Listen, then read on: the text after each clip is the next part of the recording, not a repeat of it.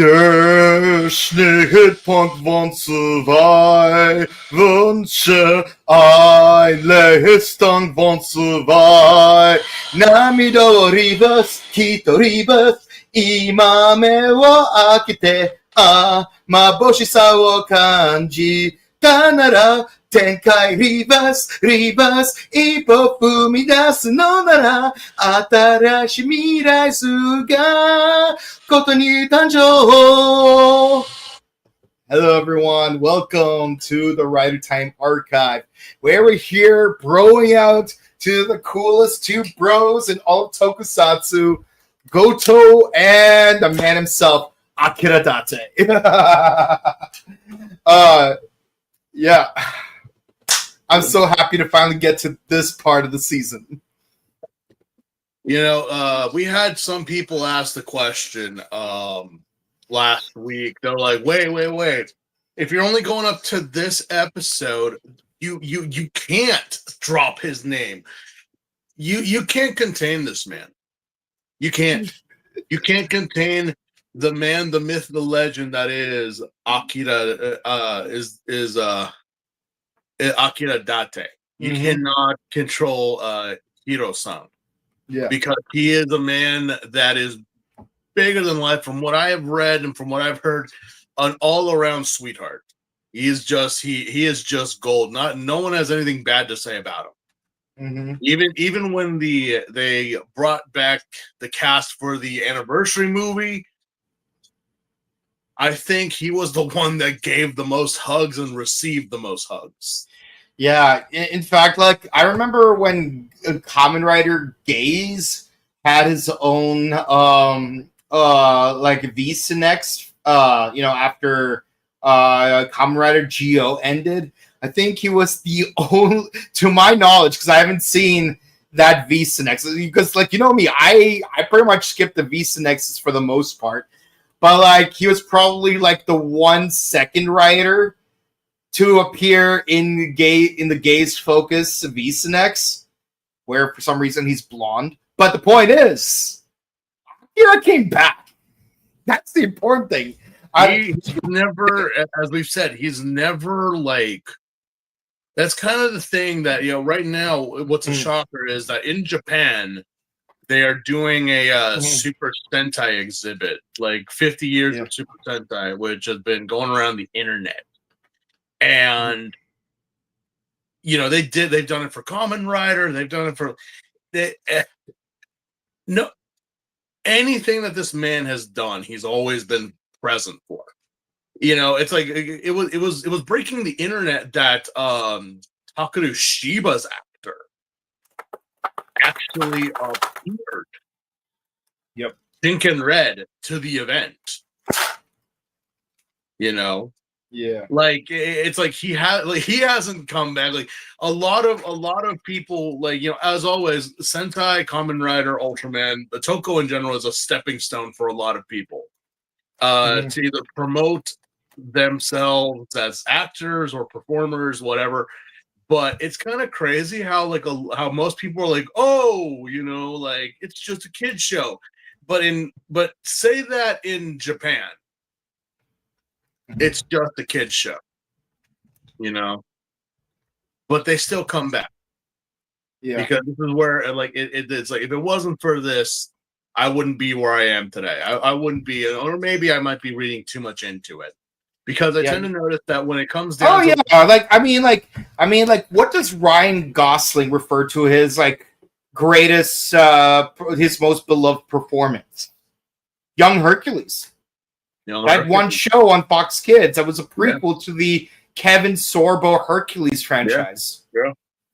It's like, I don't know, maybe it's just a Western thing also, because a lot of people, you know, they're just like, oh no, I never look back. I never, which is fine, fine, I guess. But it's like here in the West, it's like the opposite, really, because it's like you were on this show, and it's like, again, I mean, think about it, and I'm not talking crap about anybody, but remember, I even, again, not dropping names, but someone personal that I know, and even people from the past, when they mention a certain TV show, you know, and it's like, and again, I'm talking about like years ago, Yeah.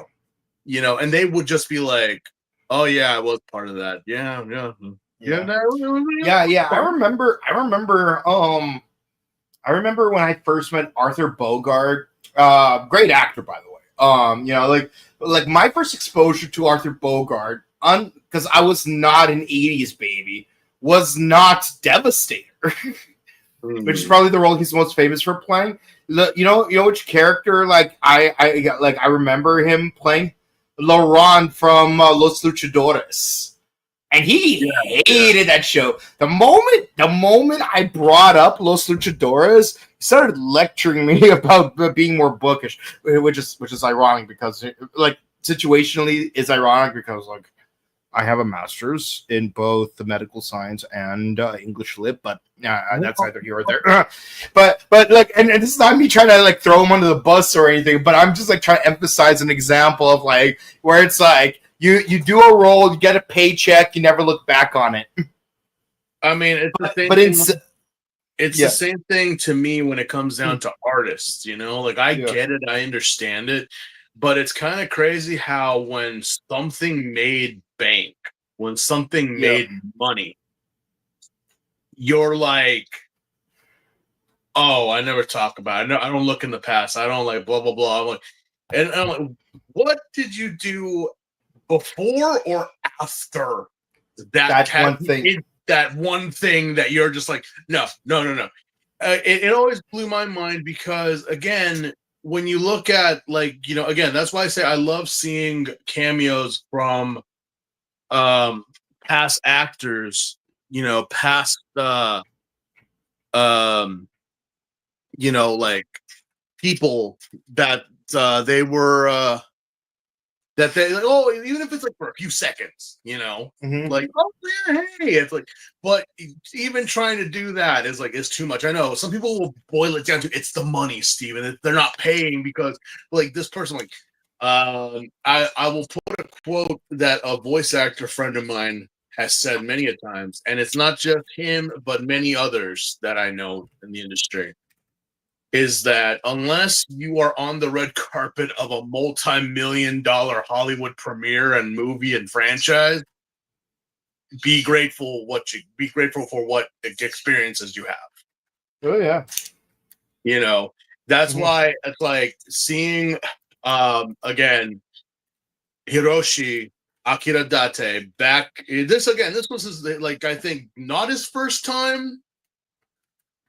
But this was like the most iconic time of being a Toko actor for him. Because as we said, he has come back for multiple Kamen Rider movies. He was a space sheriff. He was Spielborn, the new Spielborn. No, he was Scheider. Oh, he was Scheider. Yeah. So basically you interviewed his American counterpart, kinda. I did. Yeah, I did. But again, that's his American counterpart, but it's not the same Scheider.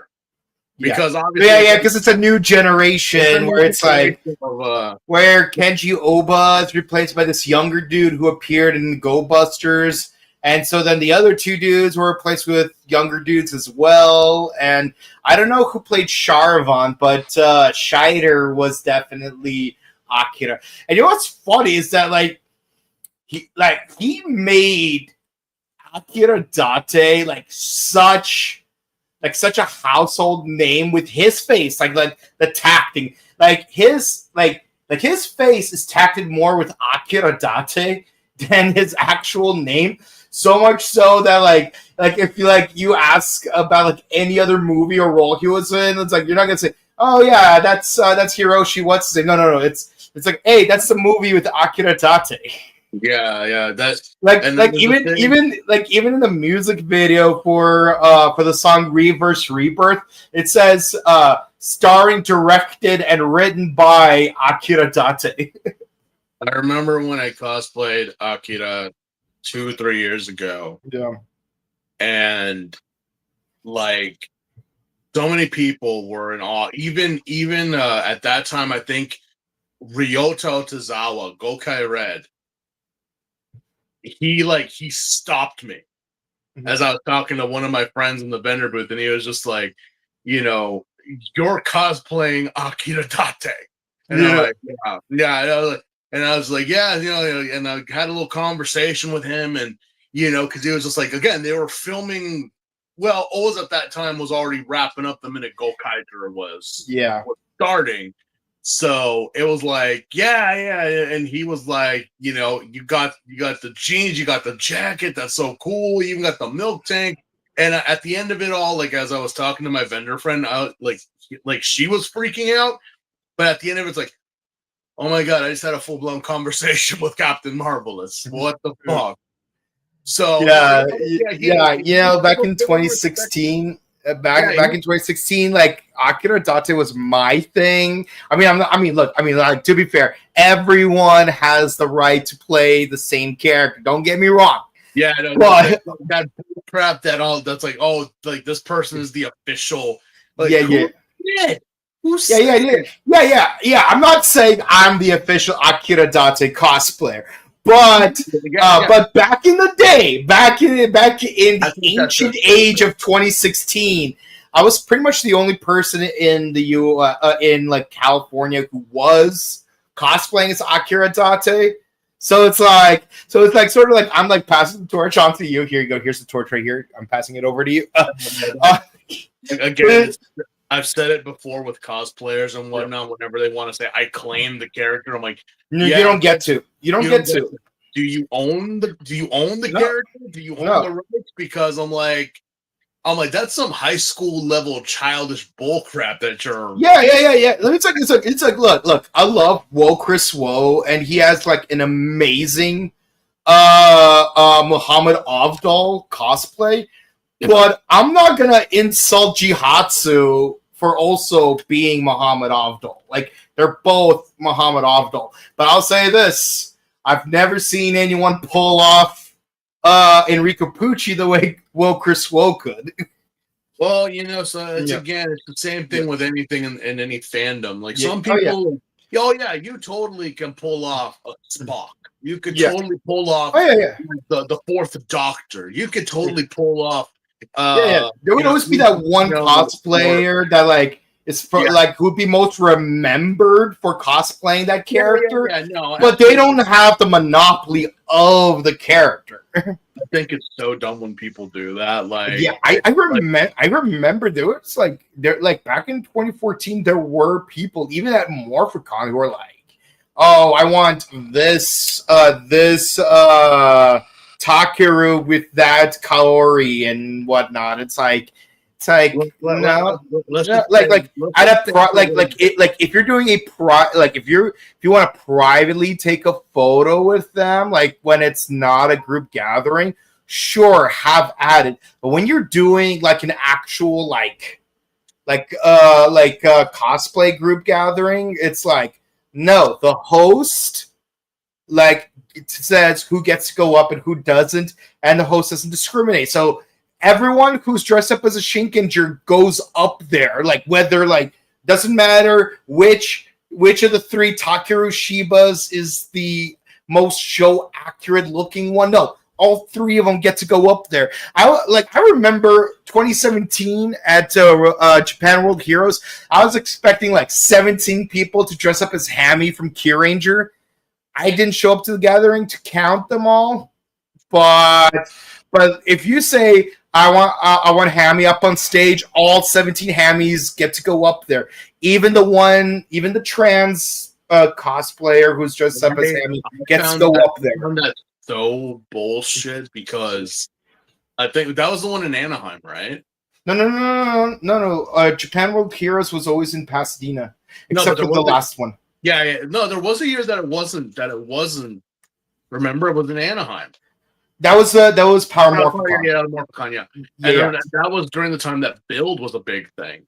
And there was a commotion for all the metans that I was just like, what the?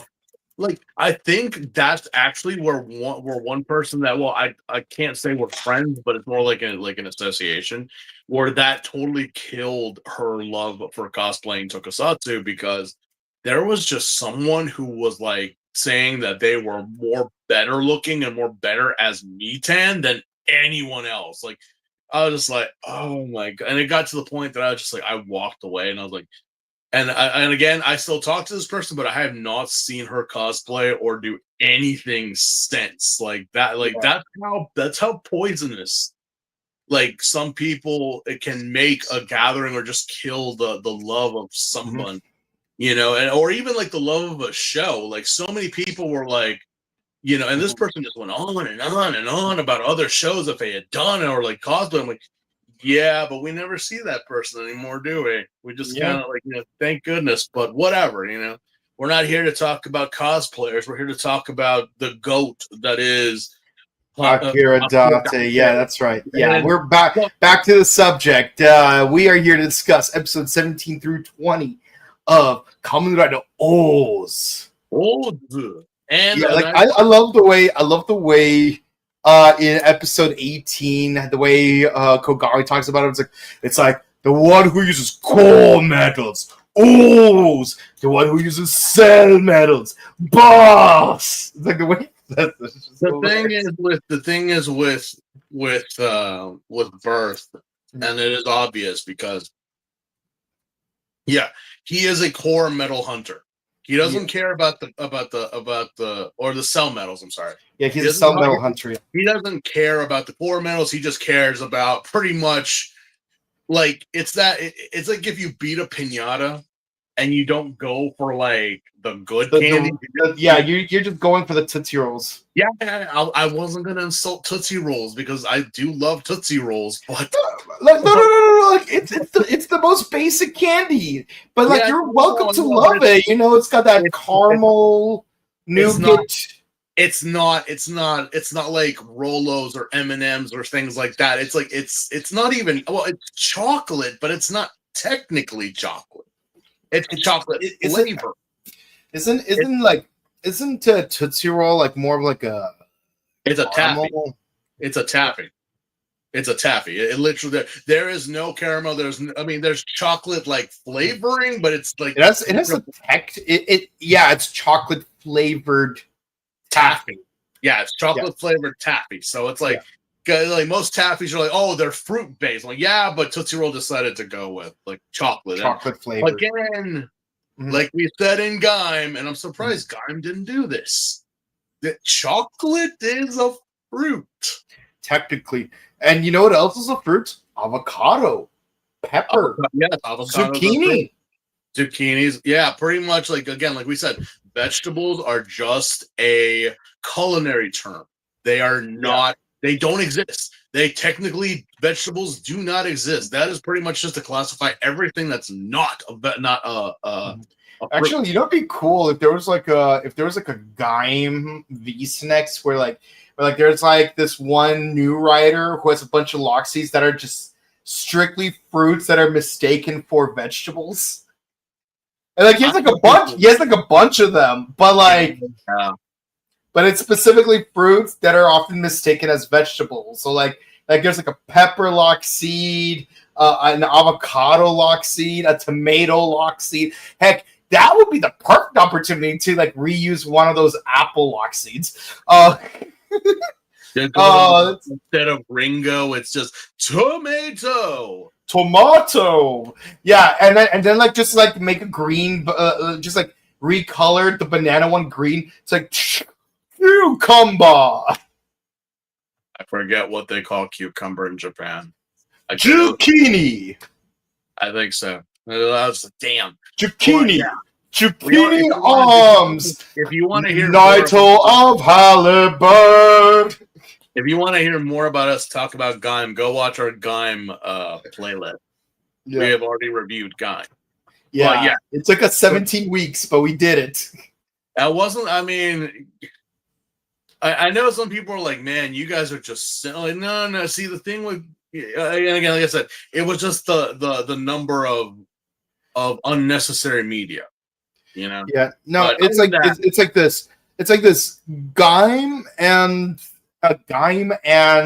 Ichigo are just opposite sides of a spectrum of things we both like and dislike in Kamen Rider, where it's like where it's sort of like, it's like a crossfade of like of these two factors. It's like one's more episodic, but there's too many episodes. This one has less episodes, but it takes too many breaks for movies. Yeah, it's unnecessary media, but yeah. Well, Build is like in that perfect golden spot in the middle. It's like, yeah, there are those two VSynXs at the end, but it was pretty golden. Like, we had no problem doing 6-episode increments every week. Yeah. It didn't feel like a chore like it did with Ichigo. And again, not hating on Ichigo, but, 98 episodes. Yeah, we said what we said. But yeah, so we are now here, and we finally get to hear the name of this man who is not Goto, who is the Kamen Rider birth. Mm-hmm. And he is just a simple man. Loves his mama. Looks like his daddy. Is just trying to make his way around the world, enjoying a bowl of Odin. Mm-hmm. And he likes the Chicago Bears. Yeah, he does, but like we have to do it. We have to do it. I wish I had a hat. I really do. Mm-hmm. Bears. Hold on, I got it. Now we gotta have a heart attack while eating a pork chop. We gotta have, you know what? Let's find that clip. Let's find that clip. All right. Let's find that every time Akira Date shows up, and it's just like, there we go. We have Farley and all of them just going, Bears. Anyway, now you're gonna make me look for it, aren't you? I'm not forcing you to do nothing.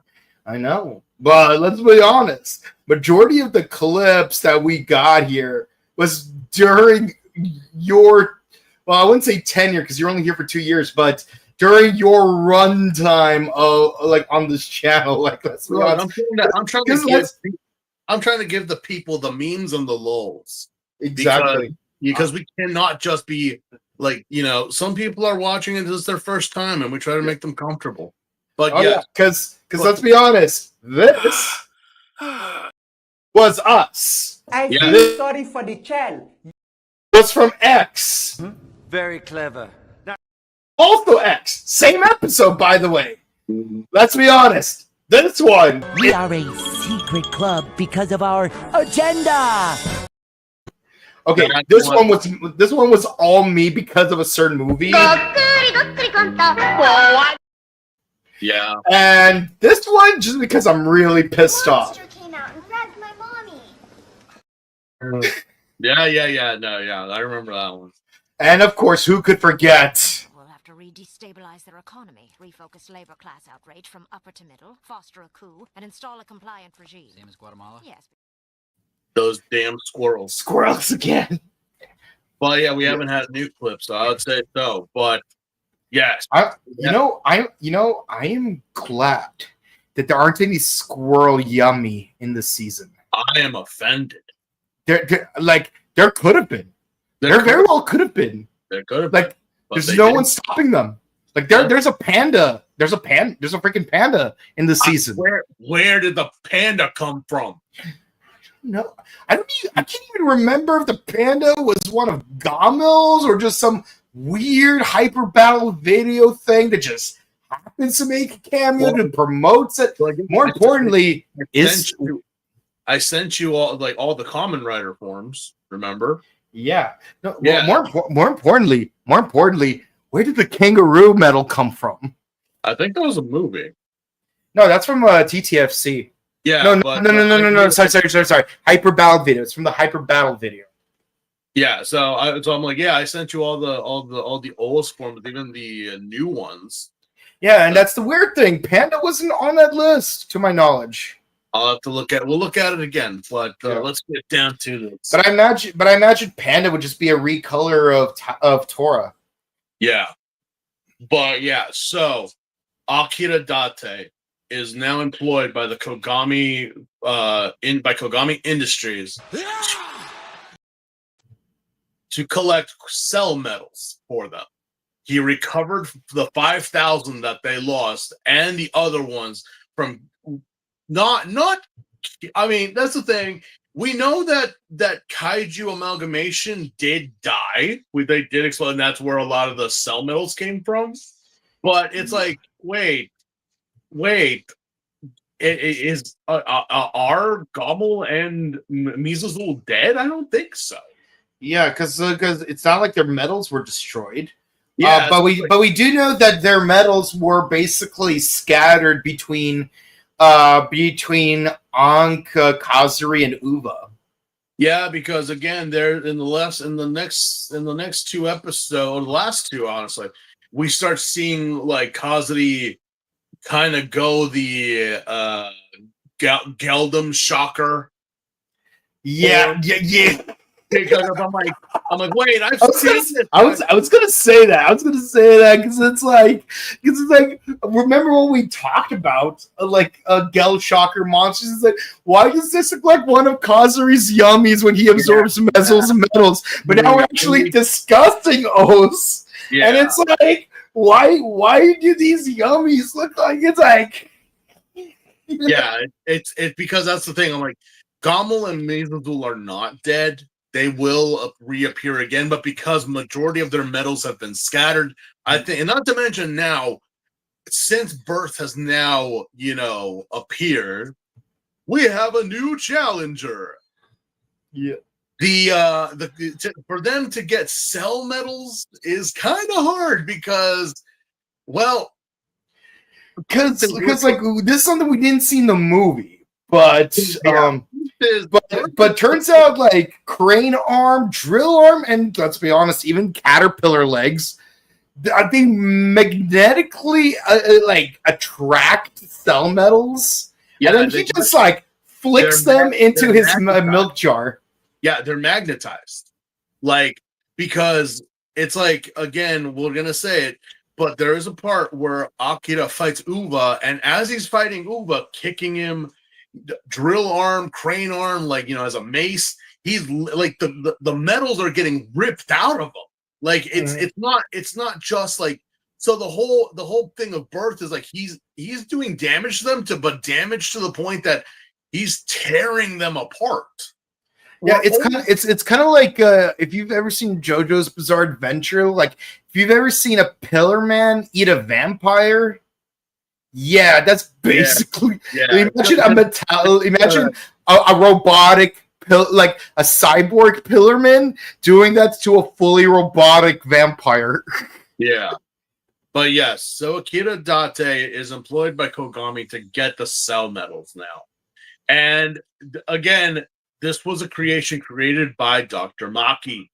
Maki has been doing his research, and obviously, what you thought, hey, it's Goto. Goto has to be. They've been building it up for so long. But remember, there was that argument that they had where it's like Kogami and Goto were like, "You are not worthy, Goto. You're not." Yeah. Okay.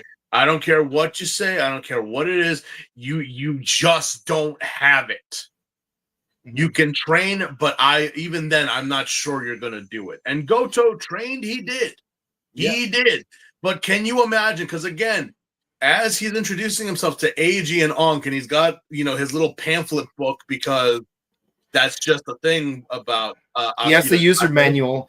Yeah, it's like, you must be Eiji, which means that you must be Ano. Wait, sorry, Anku. Sorry, my kanji's not that great because I was in Africa for like 10 years.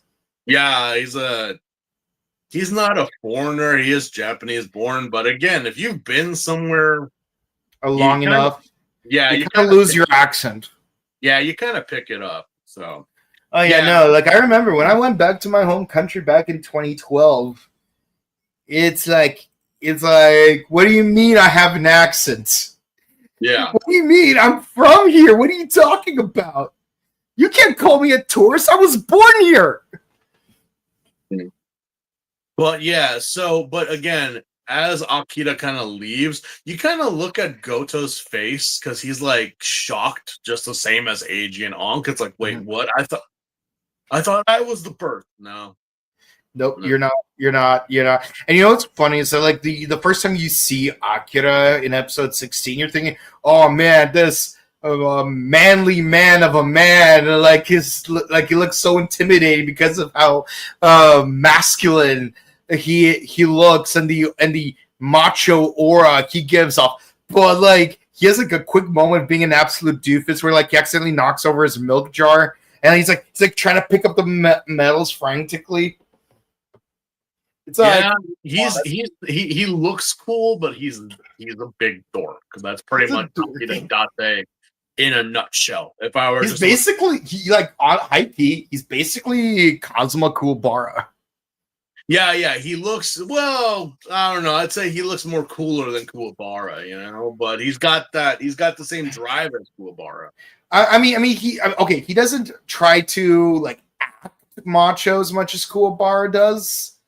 So the male bravado is just more natural for him compared to Kuwabara, but they both give off a certain common energy, which kind of makes sense because after I gave up on having a Jufro, I started sporting a faux hawk because that was the Akira Date look, and then I just transitioned into a full jelly roll pompadour like Kuwabara. But here's the thing: my two main haircuts are faux hawk and jelly roll because Akira Date, Kazuma Kuwabara, those are my two guys. And in case anyone's wondering, yes, Akira Date was actually the very first second rider I ever cosplayed as, and O's is the first season where I cosplayed as both the main and secondary rider. Was there ever a time when I've played a secondary rider in another season? Probably not. I know I cosplayed as Michi at one point. Mind you, post-TV Michi, when he redeemed himself, just to be clear. But nah, I think most of my cosplays were main riders. But yeah, this is probably the rare instance where, yes, I actually did cosplay as the second rider. But yeah, let's see here. Let's see the plot. So there's the Kendo girl. Real quick. In the last two podcast episodes where we discussed both the movie and episodes 13 through 16, I had this headcanon that the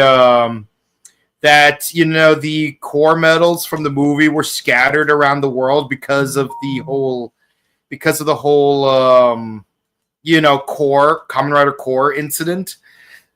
This episode, these two episodes kind of confirm my headcanon, or rather they confirm my bias of my headcanon, because after Chiako's had vacation with Eiji in Brazil, Chiako took Hina to Egypt. Yeah, where does this woman get those frequent flyer miles? Seriously. Yeah. And and Kogami's not even in episode 17 because he's in Europe. Yeah, wait, so everyone oh, you guys lucky, especially Hina. I'm Eiji went to Brazil unwillingly, so Hina's got to go with Chiako. But so Eiji welcomes them back to the restaurant, and they're like, okay, we're gonna have a Egyptian themed day here at the restaurant and blah blah blah, and it's and this episode affirmatively takes place on January 9th, which is when the episode aired, which in order to justify the fact that everyone was gone for 2 weeks for winter break. That's when did you have the time to go to Egypt? When did you have the time to go to Europe? Remember, they're not. It's kind of like what someone was. Just because it's the next episode doesn't mean it's the next day. Time has. Assume that every episode happens a week at a time, unless the next episode continues off exactly where the previous episode left off. But that also means in the next episode where things zero out, you just have to do a wider time skip. So instead of skipping a whole week, you're skipping 2 weeks. Even with there is some time that has gone by. Yeah. Even though we're wait, what? But Yeah, even with what's it called? Kamen Rider Ghost, when you had the 99-day rule, like when you calculate how many days, how many weeks is 99 days, that will add up to about 13 weeks, which is when, and episode 13 is when, the 99-day time limit runs out. Mhm. So the timing is perfect. Everything is perfectly timed. Oh yeah, no, yeah, absolutely. But so yeah, we have this whole the setting for this is a 2-part episode because it is. Yeah. Is we are dealing with a young girl named Ray, a young kendo girl named Ray. She wants to be she strives to be the best, but there's a little bit more here than just wanting to be the best. If I were to I'm here to tell you right now, we don't care. Let me tell you. If I were to sum up this girl character in one, and well, it'd be one word, 2 syllables. Is she's a pick me. Yep. She's I wish my voice could get that high, but she's a senpai kind of girl. Yeah, she's got, I wish I could get my voice to be that high. Notice me, senpai.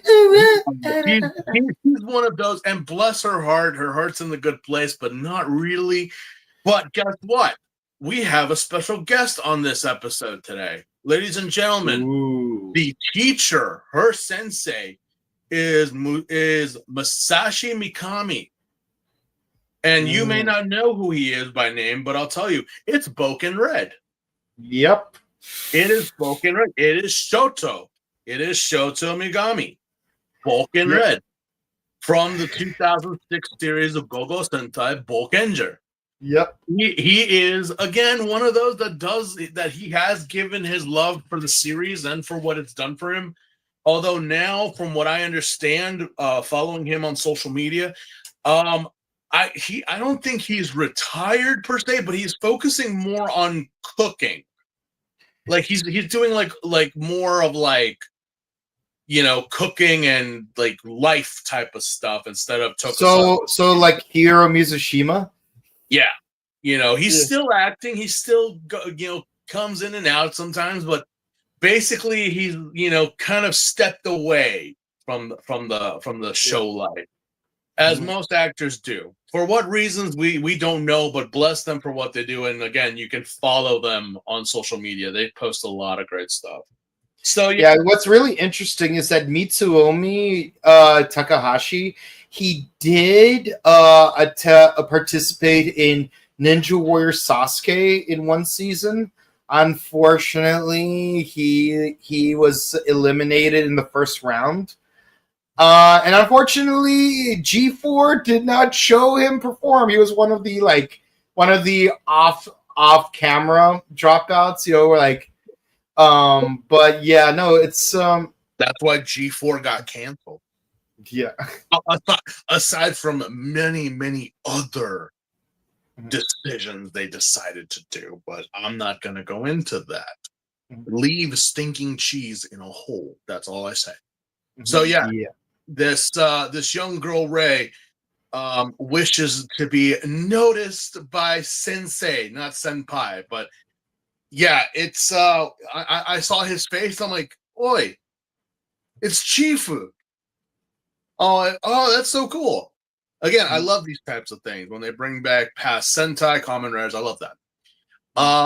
So yeah, apparently the young girl is just like, she's good, but not so good, because apparently whenever she's around her sensei, she messes up, which they call her out so many times. It's like, you do well practicing. What's the deal? It's because she's got the attention of a certain someone, and it's more of a certain Malcolm looking dude from Cyber Squad.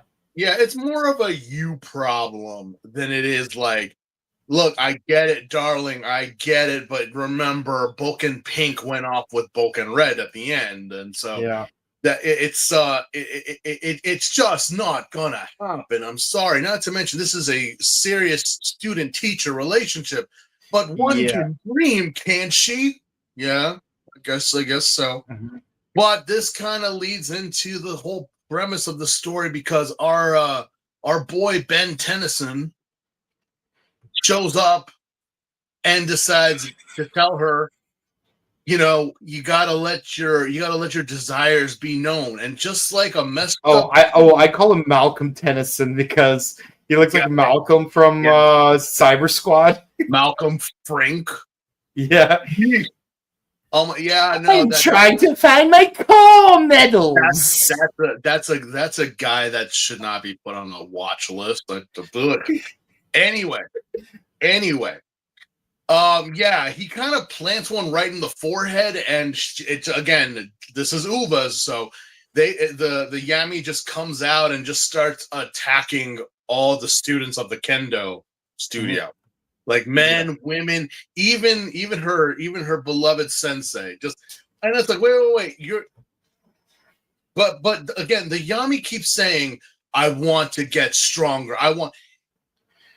Then why attack? I mean, I can understand why you're attacking the students, but that's not really a sound reason. But why are you going after your teacher, who you are just so Twitter pated for? Like, I think it's because he recognizes strength, so she wants to become stronger, so that Senpai would notice her. But again, we're gonna get to that because I was like, wait, that made no sense. Why the heck are you going after the teacher then? And almost like I think you didn't put him in the hospital, but you put a lot of even yourself. Like all of them are just beaten up so badly to the point that this greed transforms, and because it's Uva's, we get a Hercules beetle. Or we get a rhinoceros beetle. Rhinoceros beetle. It's always a rhinoceros beetle and a stag beetle. Yeah, I was about to say. And let me tell you, I have for a very specific reason, I have a very intimate bias in favor of El Marina Dichotoma, particularly because there is a certain Scarlet Dichotoma Rider. Yeah. No. From the same year as this Kendo teacher's tenure. Yeah. Who's also a chef. I keep remembering a certain burgundy colored one, He was always partnered with someone of a navy royal blue color, Yeah. But anyway. Yeah, so apparently this thing is just like keeps saying wants to get stronger and keeps attacking everybody. And then eventually, like, it gives birth to another one, which is a stag beetle. But that doesn't happen until like right after. The thing is, we also cut to a little short scene of Akira Date at his favorite Odin spot, eating a nice hot pot and just wondering, like, why did you come back? Date, why are you here? Why did you come back? To make money. And he said, yeah, to make money. And obviously it's like, the Yami attacks and Eiji and Ankh are in pursuit. Akira has a gorilla candroid that helps him pick up all the cans, all the gorilla candroids. Yeah. And again, when a Yami attacks, of course, the candroids have to alert them. He's just there enjoying a hot pot, just like, I'm eating first. Let me furnish. And I'm like, yeah, Odin is not Odin unless it's boiled, and it is hot. So let him enjoy his Odin. Yeah. So see, I love spicy food, but I am also Nekujita. So it's like I'm both Eiji from Bokenger and Takeru Takumi from Fives, where it's like it needs to be the correct kind of hot. Not thermally hot, but acidically hot. I'm not picky. I'm just more when it's like when you oversalt it or like, I hate it when food is oversalted, but I'm just saying had too much of something. I'm like, no, not eating it. It- But yeah. So let's see, where were we here? So this so Eiji and Ankh are fighting the Kabuto Yami. And man, does this thing pack a punch. Well, as we all know, historically, rhinoceros beetles were used for what was known as beetle sumo back in the day. Kind of the early pre-steps of Pokemon. That's literally what inspired Pokemon. Yeah, was pretty much well, there's a lot of factors, but this was like the one time it's like, yeah, people would actually capture beetles and such and raise them and have them battle because they are territorial. And there was even an episode of Samurai Champloo that focused on that. There was a really good scene of that. Like, god damn. Where like Mugen like tied a rock to his dichotomon. Yeah, he's just like, you're gonna train, buddy. You're gonna, and he did. He kicked ass. But yeah, so using Sagojo arms, he winds up just beating the Yami, but the Yami starts like convulsing in its chest. And it's like, what the hell's going on? The Yami winds up spitting out another Yami, which is a stag beetle, or in this case, because it's Japan, it's a Kawanger. It's a Kawanger beetle. It's a stag. So so these two just are like, like just wrecking. And again, it's 2-on-1. It's literally the Dudleys versus I don't know, who would AG be? I'm not gonna lie. The one thing that always seemed really weird for me is that in God knows how many years of Digimon existing, we've never seen Kabuterimon fight against Kawagamon. You think these two Digimon of all Digimon would? You would think, but we never have. Then that's bullshit. Yeah. Let's see here. So yeah, Earth finally shows up after finishing his hot pot and decides, you know what? I'm gonna start helping you out, AG boy. Yeah. Akira Date is not like many secondary riders that we have had before or since, in my opinion. He's not an asshole. He's not a jerk. He's not trying to prove something. Or in the case of Agito and the Kabuto, a pick-me. Yeah, he's got a goal, but he knows what he's got to do. He's not going to be an asshole. I mean, yeah, he's like, well, again, you're eating. So let me finish my food, then I'll go. I'm pretty sure AG can hold on for a minute. All right, I'll be right there. And of course, he does, and he actually beats the Hercules beetle, kills it. And like he just uses drill armor, starts flailing at him, and then he just Bert uses drill peck. He came in and used drill peck on that Heracross. Super effective. And especially since Heracross is a bug fighting type. Yeah, right there. I was like, some people are like, oh, that's so stupid bug fight. But when you see this, I'm like, if only it was blue.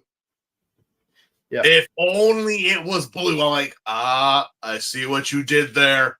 I see what you did there. I'm not gonna lie though.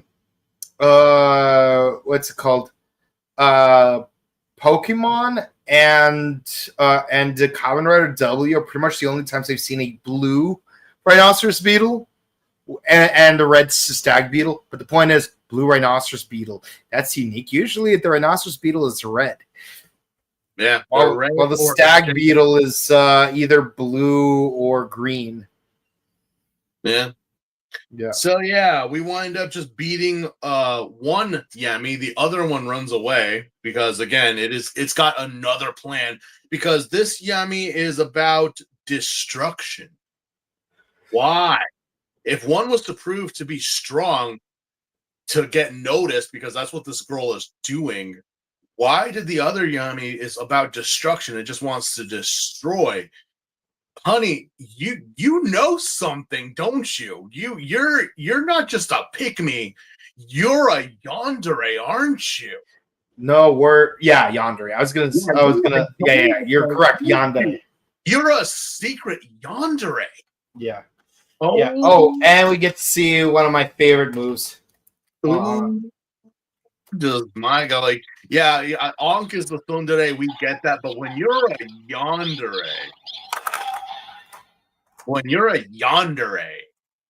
you know, Yeah. always remember Markiplier is best yandere. Remember that. Yeah. We find out that Akira Date is actually trying to get 1,000,000 yen. 100 million That's yen. my goal. And I need to collect 100 million yen. And in order to do that, he needs to collect exactly 1 million cell medals. So he gets 100 yen for each cell medal he collects. So is that even possible? Are there 100 million core medals or cell medals? Well, it's not. Well, here's the thing. We know it's not a zero. They're like infinite, right? I mean, they're not. I mean, cell medals are not a zero-sum material because you do know that like even when we saw in the first episode, we got like whenever a yummy eats like the greed of their host, they produce more cell medals. Yeah, so it's like it could be, but I'm like, you're gonna need to have like a bunch of yummies be produced if that's the case. Yeah, and is that even in the second episode, remember Ankh was like very like he refused to let AG fight a giant locust yummy until like after it like consumes enough greed. Yeah, so but yeah, that goes into the second part of this episode. And I'm just gonna spoil it right now. Their episode 17, he did not gain nor lose any new medals. And in episode 18, same applies. So episode 18 ends with him having the exact same medals that he had at the end of episode 16. Next episode, episode 17, Destructions, Motives, and Eel Whip. Yeah, episode 18, yeah. So after we learn about Akira, you know, what he's planning to do, you know, we go back to the Kawanger Yami that's just wandering about and still spouting out destruction. Why are you so like bent on destroying things, man? What is it that the girl knows that is affecting you? Because as we all know, the Yamis are the desires of the person. So whatever, like, you know, whatever it is, more with Uva actually, like, you know, his whole thing is like it's desires, and as we all know, desires are not like they're not as black and white. Mm-hmm. They're you know, one desire you can keep secret or whatever. No. There something got exposed here. That's why two Yami were created out of one, because it wasn't just about getting stronger. It's now that you want to destroy. Well, what is it that you want to destroy so bad? Yeah, what's really interesting about real life is that desire is never simple. Sometimes there's a certain complexity. In order to achieve your desire, there may be multiple criteria required to achieve it. Yeah, so there's something that this girl is not telling us, but she knows something. Or she is aware of something going on. So it's like, what's going on here? So yeah, we find, you know, we go with the whole thing about you know, Ray goes back to the kendo club and sees her teacher on the phone, and she's kind of like upset that he's talking to someone. And I'm like, why? And then he pats her on the head. He gives her a nice head pat, and she's just like, you know, oh, thank you. But then she kind of gets like a scolding look, like, honey, what? How dare you? What is it? What's going on? What is it? Well, we're gonna find out right now. So, yeah, and episode 18 is the final episode where they promote the movie. Finally, it's like, bruh, it's already mid-January. It's January 16th. So we have the movie came out around like December 7th to the 12th, like somewhere in that ballpark. Yeah. Like let's go with the second Saturday of December. And it's already mid-January and you're still promoting this movie. And what? We're only gonna get like a 2-week break before we start promoting the 40th anniversary movie. Mm-hmm. Yeah. By the way, I have not rewatched episode 21 yet, so it's like I don't even remember when they're gonna start promoting Let's Go Kamen Rider. But how crazy is it gonna be that like if I'm right, that means we only get 2 episodes of like no shameless movie plugs. Oh, they're always gonna plug something. Yeah. So It's like we have this whole it's not a B plot, it's more like just like a side quest where Goto goes and finds Date yeah. and expresses that he wanted to be the Kamen Rider birth. And you would think at this point, and if this was any other secondary writer that we have had in contact with, Misato, who was Ixa? I forget who was Ixa. Ixa was Nago and Otoya. Nago. Yeah, Nago. If this was like anyone else of them, they would have been pissed that someone was like, but not Akira Date. Date looks at him, looks at Goto. See, that's the reaction Goto would have given somebody if they were like, I wanted to be birthed, not, it shouldn't have been you. Date comes up to him and gives him a big old hug, and it's just like, oh, you want to learn? Yeah, I can teach you. Mm-hmm. Like that, again, watching it for the first time. Which is more than what Dr. Maki would have done for him, by the way. Again, knowing how Kamen Riders worked, like especially secondary writers at this point, even in the future, a lot of them would not have taken it to the point that like, wait, you were supposed to be. Again, remember, Forze was a big like thing about that, about who should have been Forze and who got to be Forze.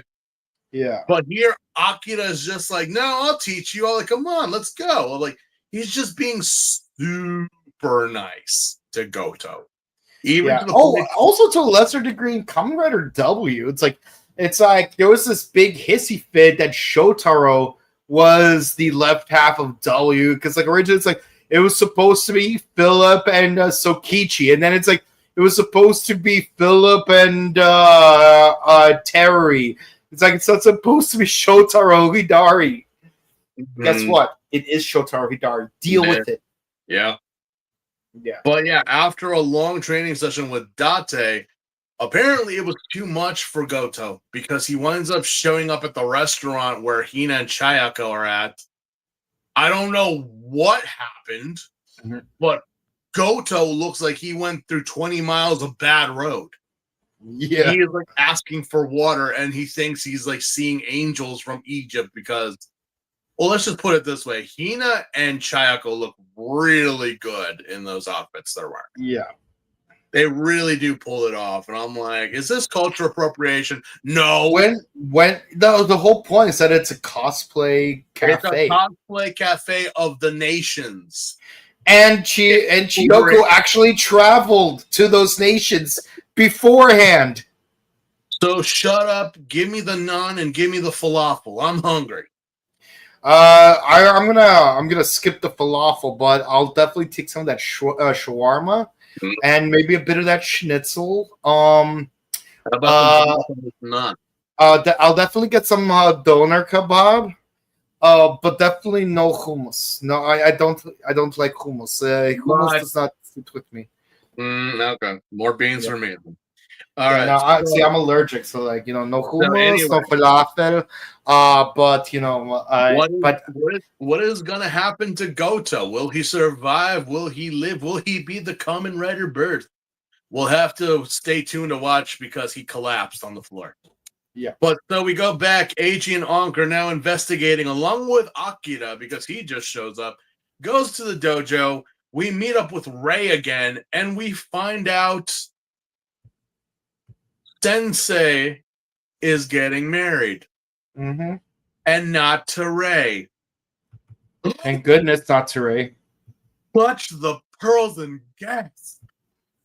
But wait, he's getting married, to his longtime girlfriend. Yes, long time girlfriend. Long time. His fiance. I put a ring on that.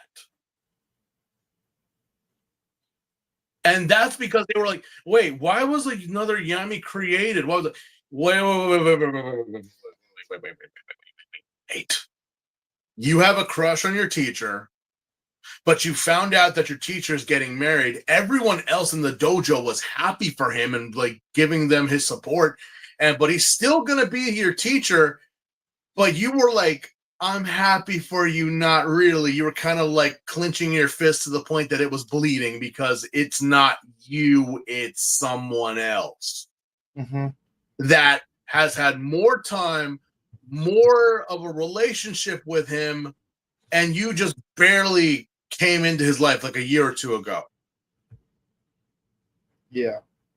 Wow. And look, I get it. But it's like, okay, we've seen greeds like take over bodies, manipulate bodies, consume them. Some of them just are whatever. But this one is like a special case because after this, I don't think we ever see it again where two Yami are created from one person. I'm like, so because it wasn't her, because she never said anything, I don't think she ever vocalized that she liked him. Yeah. That grew into jealousy and created another creature, which is now on a destructive path to try to kill her teacher because he's getting married. Damn. It's like, girl, he probably knew his fiance way longer than you have. I'm like, again, we all have our stories, with believe me, I do. Believe you me. If I were to tell you about how many girls got mad at me for not realizing, recognizing, or anything, I'm like, when was this? Did you ever vocalize? Because that's the thing. I'm like, well, you should have. See, we're not playing those games. I'm not gonna go into it too much, but if something must be said, it is to be said. Don't assume. Don't just wait. We guys have done that, and we're like, damn, did you say anything? No. Well, that's your own fault, dude. You didn't say anything. Yeah, there's this one, and this is a page you took from Kabuto, but if something is if there's something that you never say, it's probably not important enough for you to say it. Yeah. It's like this is me paraphrasing because it's based off this one episode of Kabuto where like he did promise the Hopper brothers a fancy meal, and at the end of the episode, like he just forgot. So it's like I feel like I'm forgetting something. Oh well, if I can't remember, it's probably not important. Which ties in well to their whole emo shtick, by the way. Those are my that to me, this is just like one of those gold nuggets I give to anybody. If you are crushing on someone, or if you got something to say, whatever it may be, instead of like living in regret or in anger because you didn't, just do it. I know it's going to suck. I know it's probably going to be very hard for you, but saying something would be better than not saying anything at all. And if you can live with not saying anything, fine. But in this case, we got a murderous stag beetle running around and trying to not only kill everybody, but kill a teacher and his fiance on the day they are to be wed. Yeah. No. Here's how like you could have written this episode differently. That would have also been interesting. Not saying that it isn't already interesting, but like, what if Ray earlier on caught the bride like cheating on him, and like she wants to tell him, but she can't because she doesn't know how he's gonna feel. That would give a reason, but at the same time, it's like so you're instead of telling him you're gonna murder her. And wouldn't that still put you on the blacklist because the Yami murdered? Yeah, but again, at least this is a motivation that makes sense because it's like you're a teenager and you hate this woman for hurting the man you love. It's bad enough. It's bad enough that the man you love is in love with another woman, but it's even worse that this other woman is not in love with him. And it's like, you can't say anything because then it's just you being jealous or whatever. Even though if you have proof that she's cheating, you have it could be. It's like even if he hates you for the rest of his life for saying it, at least he's gonna hate you while you have a clear conscience because sooner or later he's gonna find out. Yeah, but that's not what happens. It's pretty much no. Here it's a wholesome couple. There's no evidence of any actual cheating. No reason for this to be like. But again, it's like, and I've said it. I've said it before, and I'll say it again. Look, kids, teenagers between the ages of 18 and 24. In this case, when you're a teenager, 13 to 19, you're a dumbass. You're stupid. You have figured out who you are as a person, but you have not figured yourself out as a teenager, but not as an adult. Because if it was something important, you would have said it, but you didn't. You kept it hidden, and now you're angry because what exactly? Again, if we had given the reason that the woman was cheating or lying, then yeah, I can understand. But there is no reason to want death upon this woman or this man because, well, again, the teacher praises you. It's just, again, you get butterflies and butterfingers whenever you're around him. So, honey, this is all on you. Again, this is when you're a teenager, you're stupid. When you're between 18 to 24, you're a dumbass. But you gotta learn to you're not a kid anymore. You gotta make things a point. Make it a point. Make yourself clear and noticed. This whole thing about maybe he'll notice me if I get stronger. Not a good thing. This is gonna go very bad, and that's what AG, even Akira throws in the same tidbits I'm giving. It's why not be happy for him? It's but I am happy for him. No, you're not, because look at what's going on. You're passively resentful. You are mad, and look what's gonna happen. It's and of course she breaks down, and because it's yes, you want him to be happy, but you want him to be happy with you. But he's not happy with you. He's happy with someone else. That's why you're conflicted. And that's the old adage. If you truly love something, you got to set it free. I'm not saying you should push it away, but you should let it follow the path it's supposed to go to. I'm watching How I Met Your Mother, and I'm on the 8th season. I'm boy, yeah, it's I'm on season 8, and it's Ted has to let go of Robin so that she could be with Barney because while she is while Ted and Robin are good friends, it's they have no romantic chemistry while she and Barney do. That is so bullshit. I said it from the day one. But again, it's at least you said Ted and Robin, not Lily. Because I not to go on, I was so mad at Lily later on. I was so angry with her. And Barney. I think I saw a clip. Barney said it the nice way that I could not, because I'm wow. And you know what? And the reason why that's happened to me, no joke. And you know what happened? Not to get too deep into it. It's not that we did not. It didn't work out. I'm just leaving it at that. It didn't work. So hold on. On season 8, they did talk about how it's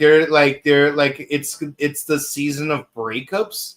So I'm thinking, like, wait, are Lily and Marshall also gonna break up? Because, like, I'm at the not point, spoiling anything. I'm not spoiling anything. because here's where I already am. What's his name? Barney already broke up with that blonde chick. I already forgot her name. Ted broke up with Victoria because she forced him to, like, stop being friends with the Robin. Robin, I think, just broke up with that chef dude with the bad catchphrases. Yeah. So it's like, okay, so all three groups broke up, but, like, there's still Lily and Marshall. Like, what I do know for sure is they haven't been intimate with each other since the baby was born. And Ted does bring it up, but, like, I don't know if, like, this is the thing. No, not yet. It's later on, but I'm not saying anything. If you want to tune into our How I Met Your Mother podcast, that's one that doesn't exist yet. Yeah. But no, that happened to me, and again, not on me, but on this other person, it didn't work out. That's all I will say.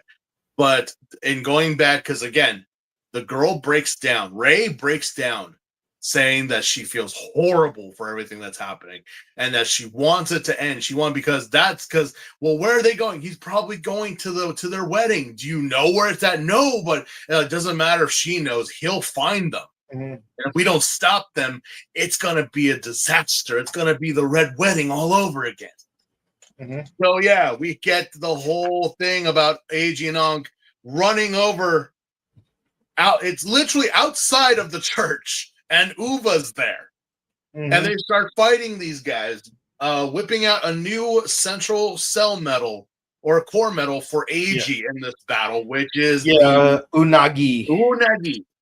Yes, no reference to Friends. This isn't Friends. This is How I Met Your Mother, or at least Gossip Girl. This is Gossip. Yeah, this is Gossip Girl. You know, it's like Spotted. E is using a new freshwater bit of a shock. XOXO. There you go.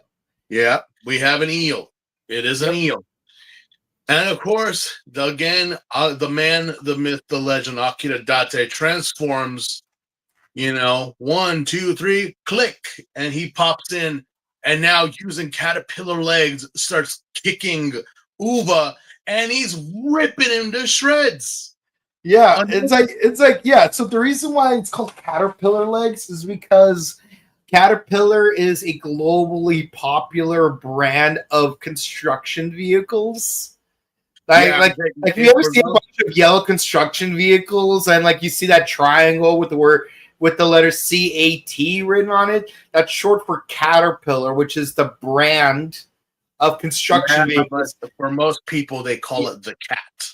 Yeah, and it's called Caterpillar because it iconically has those tire treads. Yeah, that's the idea for the tire treads is caterpillar movement. Yeah, and so, like, because Akira has those tire treads as massive boots. Yeah, of course. Caterpillar rig. He starts ripping into not only Uva, but also into the Kawanger Yami, ripping them apart using the new constructed drill arm. And we've seen in the previous episode, but seeing it work with crane arms. The thing is that both the caterpillar and the drill arm, they're magnetic. So even if you get the attack, imagine getting drilled, but you're getting drilled with cell metals as well. The damage is tripled at this point. Now you're getting shredded by your own body. That sucks. Yeah. To the point that, like, it even rips out a few metals from Uva. It's like an inside out blender. Like, if you stick your hand inside a blender set to frappe. Now imagine instead of being concave, that blender was convex, and it started drilling into your flesh. Yeah. Yeah. And yes, while this battle is happening, yes, President Kogami comes back from his trip from Europe with this long boa and everything. He's like, so, Dr. Maki, how is the experiment? It's like, well, actually, like, I'm actually recording footage of it right now, and like you could see like Akira just wailing at OOO. It's like, this is excellent. We have a rider that uses core metals, goals, and we have a rider that uses cell metals, boss. Why we give Kogami a Russian accent? I don't know, that like his accent just sounds that way. He speaks, it does kind of feel like he is speaking with very heavy northern Russian accent. It's not so much it's Russian, but like it's like I'm trying to like emulate his actual Japanese accent, but speaking in English, so it kind of sounds Russian. It sounds like a Russian person speaking English, which technically it's true in this case. Yeah, it's like congratulations. But yeah, we one not a rider kick, but a good drill arm kills the Kwanger beetle. Uva runs away, and Ankh tries to steal some cookies from the cookie jar, and he got caught red-handed. Just batting, get away, bad hand, bad. You know, it's cool to see when Akira does beat Ayami. He actually accesses either the crane or the drill arm, and all of them are magnetic. So he literally just grabs them all and just he's got the XP share. He's got the magnetic No. He has the XP all. Yeah. You remember in the original Gen 1 games, the XP all, like instead of your active Pokemon just sharing half its HP with the Pokemon that has the EXP share equipped, the Pokemon equipped with the XP all takes all of the EXP the active Pokemon was supposed to. I remember there was this one meme about like a right-wing Machoke explaining how like EXP share is a disgusting example of communism, where it's like, why should I, a hardworking Machoke, share my my hard-earned EXP with the lazy Magikarp? Well, again, boys and girls, Magikarp didn't learn tackle until level 15. So you had or 23. You had to literally put the Magikarp first and then swap it out and let that happen. You couldn't do anything with it until it got tackle. And even then, that could be a bad idea, but still. No, we get the idea. But yes, Akira winds up taking all the medals. We have a bit of a Piccolo moment where it's like I have an attack that will instantly destroy the entire Yami. Okay, that's great. But here it comes. I need you to stall for 5 minutes. And considering that he kicked both of our butts in just 30 seconds, I'm sure you'll take care of it. So of course he used the Unagi whips in order to hold off the Yami. So it's like cell burst.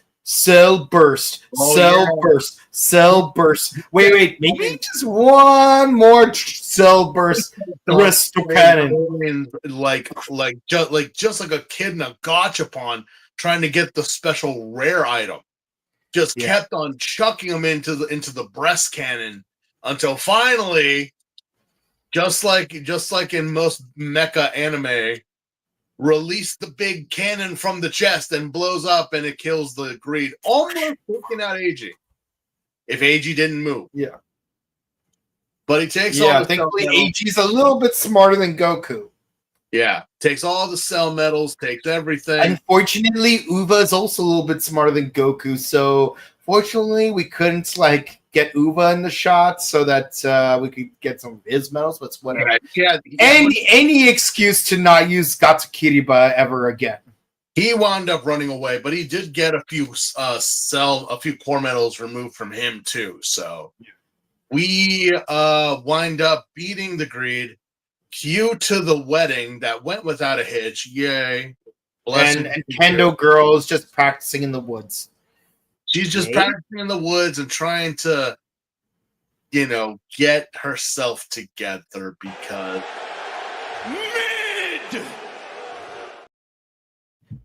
darling, you really gotta. And again, you're young, as I say, you're young. You got time. You got time. You got time. So, as I say to any young person, anyone at any point in your life, just say it. Please. Yeah, look, listen, just because you haven't snagged yourself a husband at 18 doesn't mean that you're a failure as a woman. If you haven't snagged yourself a husband at 30, doesn't mean you're a failure as a woman. I know a lot of women in their mid 40s who are still single and still getting theirs. They're legit getting theirs. Please be vocal. But also this goes for everyone, not just I'm not talking to girls at this point, I'm talking to everybody. Be vocal, say what you need to say, but also respect what comes. And also to certain ladies who feel like they're really like towards the end of that hourglass. No, darling. Don't tell your male friends that you're a guy. You still have time because no, because men get dementia faster than women do. So like while you believe that you are pressed for time to have a kid, men want to be completely mentally sane when their grandkids graduate from high school. Just saying. Just saying. We all have our own desires, our goals, aspiration, our own credo. We'll see hopefully things work out for Ray later on. Yeah. But yeah, that was a two-parter right there. And we got another two-parter coming up. The Red Medal, the Detective, and the Betrayal, episode 19. I'm sorry, 19. Yeah.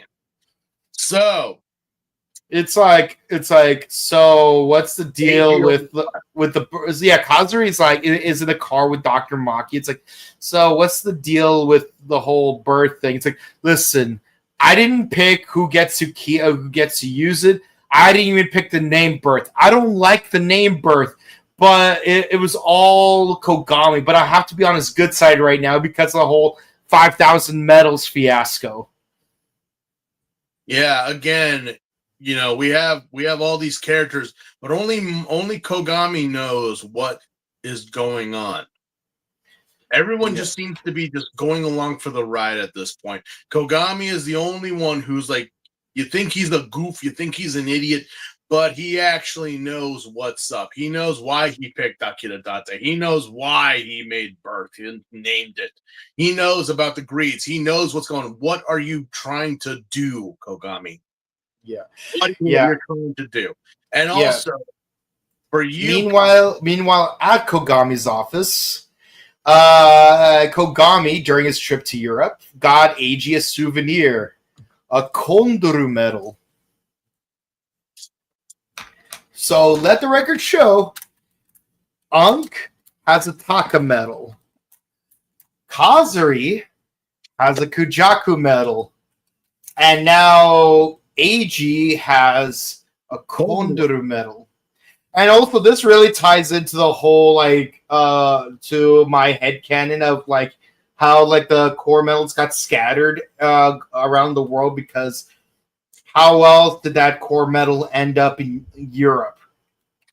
Because Ankh was holding out on us the whole time, and after all that. But let's see here.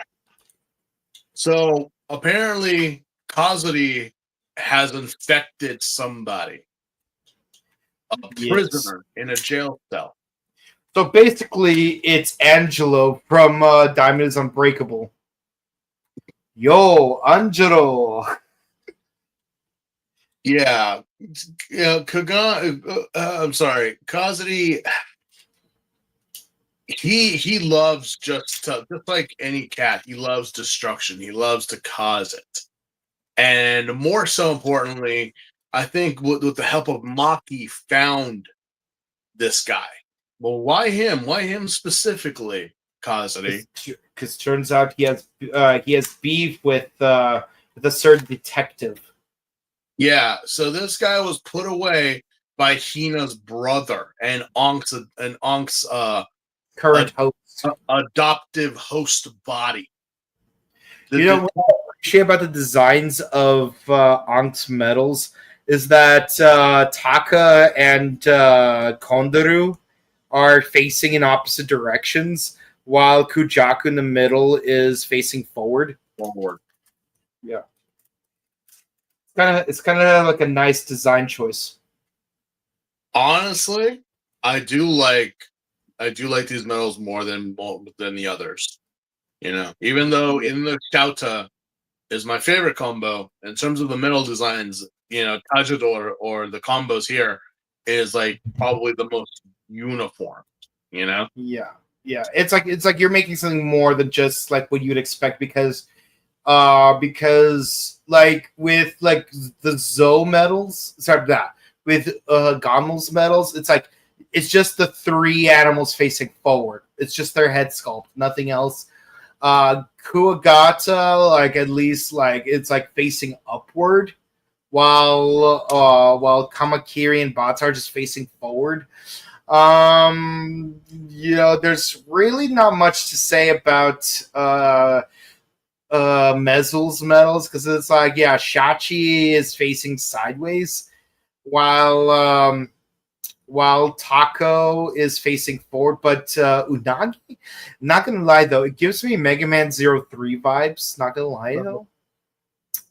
But yeah, it's like it's not just facing forward, it's got the whole like its body's like orbiting around its head. It's kind of interesting. Yeah. But so we have a convict that is was broken out. But before that, Eiji winds up going to the restaurant and bumping into some weird guy named Yasu. Yeah. And he says he's looking for Shingo. Yeah. And it's like Shingo Izumi. Yeah, it's Hina's brother. Mm-hmm. But yeah, well, no luck. But we wind up bumping into the recently escaped convict who is now infested with Kazari's parasite greed. Yeah. Oh, and by the way, Maki and Kazari are basically locked out of Maki's laboratory because Akira is using the lab as his cocoon. He's basically making hot pot in the research facility. You know?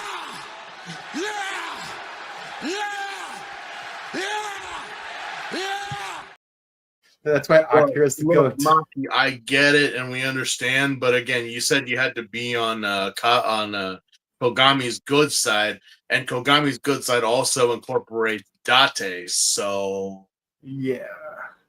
Also, karmically, Dr. Maki and his puppet both get, let's just say, some icing on their faces. Well, the doll actually falls into the hot pot.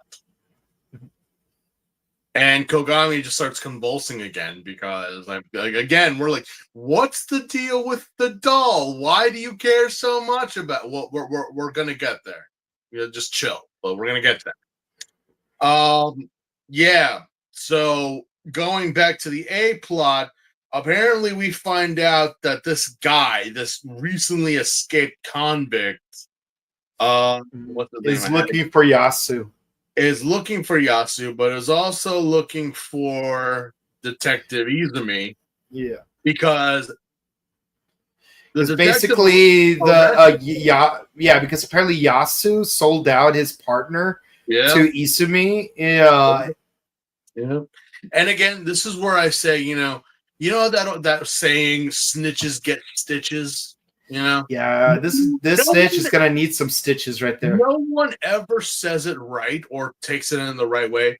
You see, if someone says something, okay, but here's the thing though: if you're involved in the crime until like you're a partner, you were involved in this plan since day one, and then you go running to the cops, yeah, that's a snitch.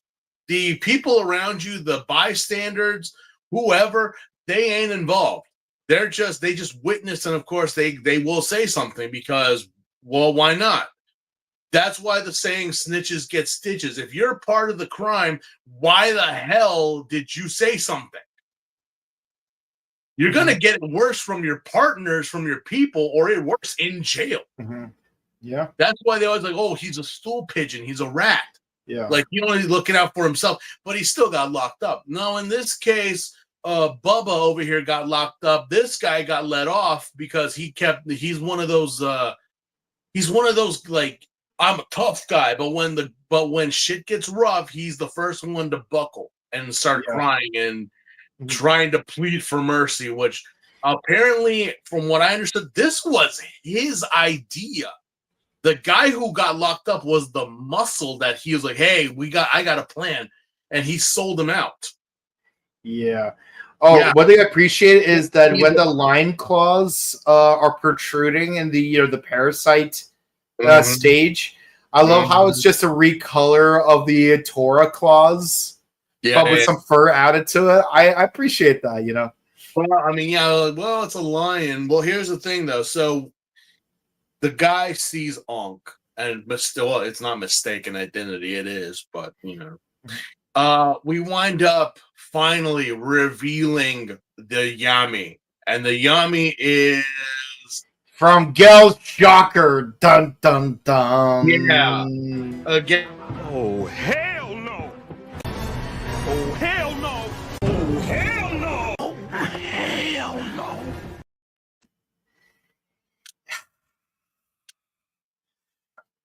Yeah, I had to take a drink because I'm like, we're dealing with Geldom again? Although this time it looked actually really nice. Yeah, it looks better than what we usually see from Gel's Shocker. This is a jellyfish lion that actually sprouts actual jellyfish. So the lion Kurage, that's what it's called, just winds up attacking Ankh and Oz, and for some reason it stops sprouting jellyfish that it's overwhelming Oz. It's like it's too much because he's getting attacked from all sides. What are they gonna do? Yeah, well, we got the lion head. So we're gonna have lion Kamakiri cheetah. That's an interesting change of pace because we have seen Kuwagata Tora Bata. So it's like interesting when we see like the head and legs be one color while like the arms be a different color. Yeah. So yeah, but of course that's not enough. We need. No, it's not enough. It sucks because this is the point where the Kamen Rider is actually nerfed and again, it happens in every Kamen Rider. For some reason, the Kamen Rider is not enough to take out a basic level enemy anymore. There's gotta be so he needs the ghost.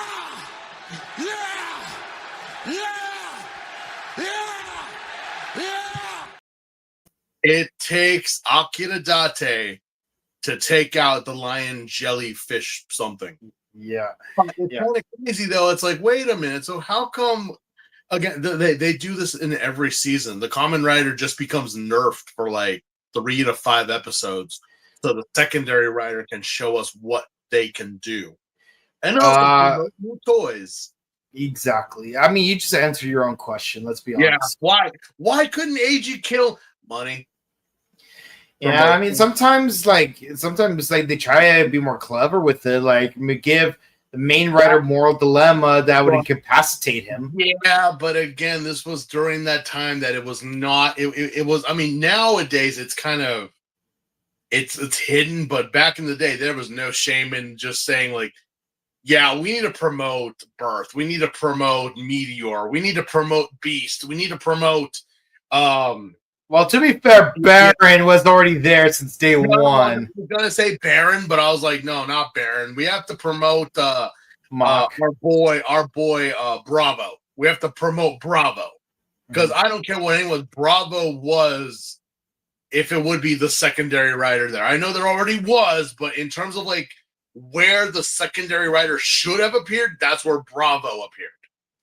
So technically, that spot goes to Bravo was the GOAT. Yeah, Bravo was the Akira Date. He's Alphonse Pierre. Okay. So yeah, Bravo to me is where the secondary rider should have been introduced because we were promoting the hell out of him. So we wind up beating. Yeah, apparently the line scream of the of the Yummy just damages Ank's arm, and so he tries to whip out his metal case, which by the way Hina got him for Christmas. I totally forgot. I'm like, wait, how did Ankh get that? It's like, yeah, Hina gave it to him. Yeah, Hina's a fashion designer, so it wouldn't surprise me if she used her craft skills to make him this metal case. And yes, Premium Bandai, blah, blah, blah, blah, blah. I got this from Kent because, honestly, low-key, some of the older stuff, I needed him to provide me with the supplies. Yeah, so Kent, if you're watching this, you're my Hina. I still need to get mine, but I got to contact my people. Yeah, but we wind up beating the Yami, but it wasn't enough. Apparently, this caused that guy Yasu, the guy who sold out. He just steals it. Yeah, he steals it, and then he gets one of the core medals for. And I'm like, I don't know how he knows which one it is. But he gives it to Kazari.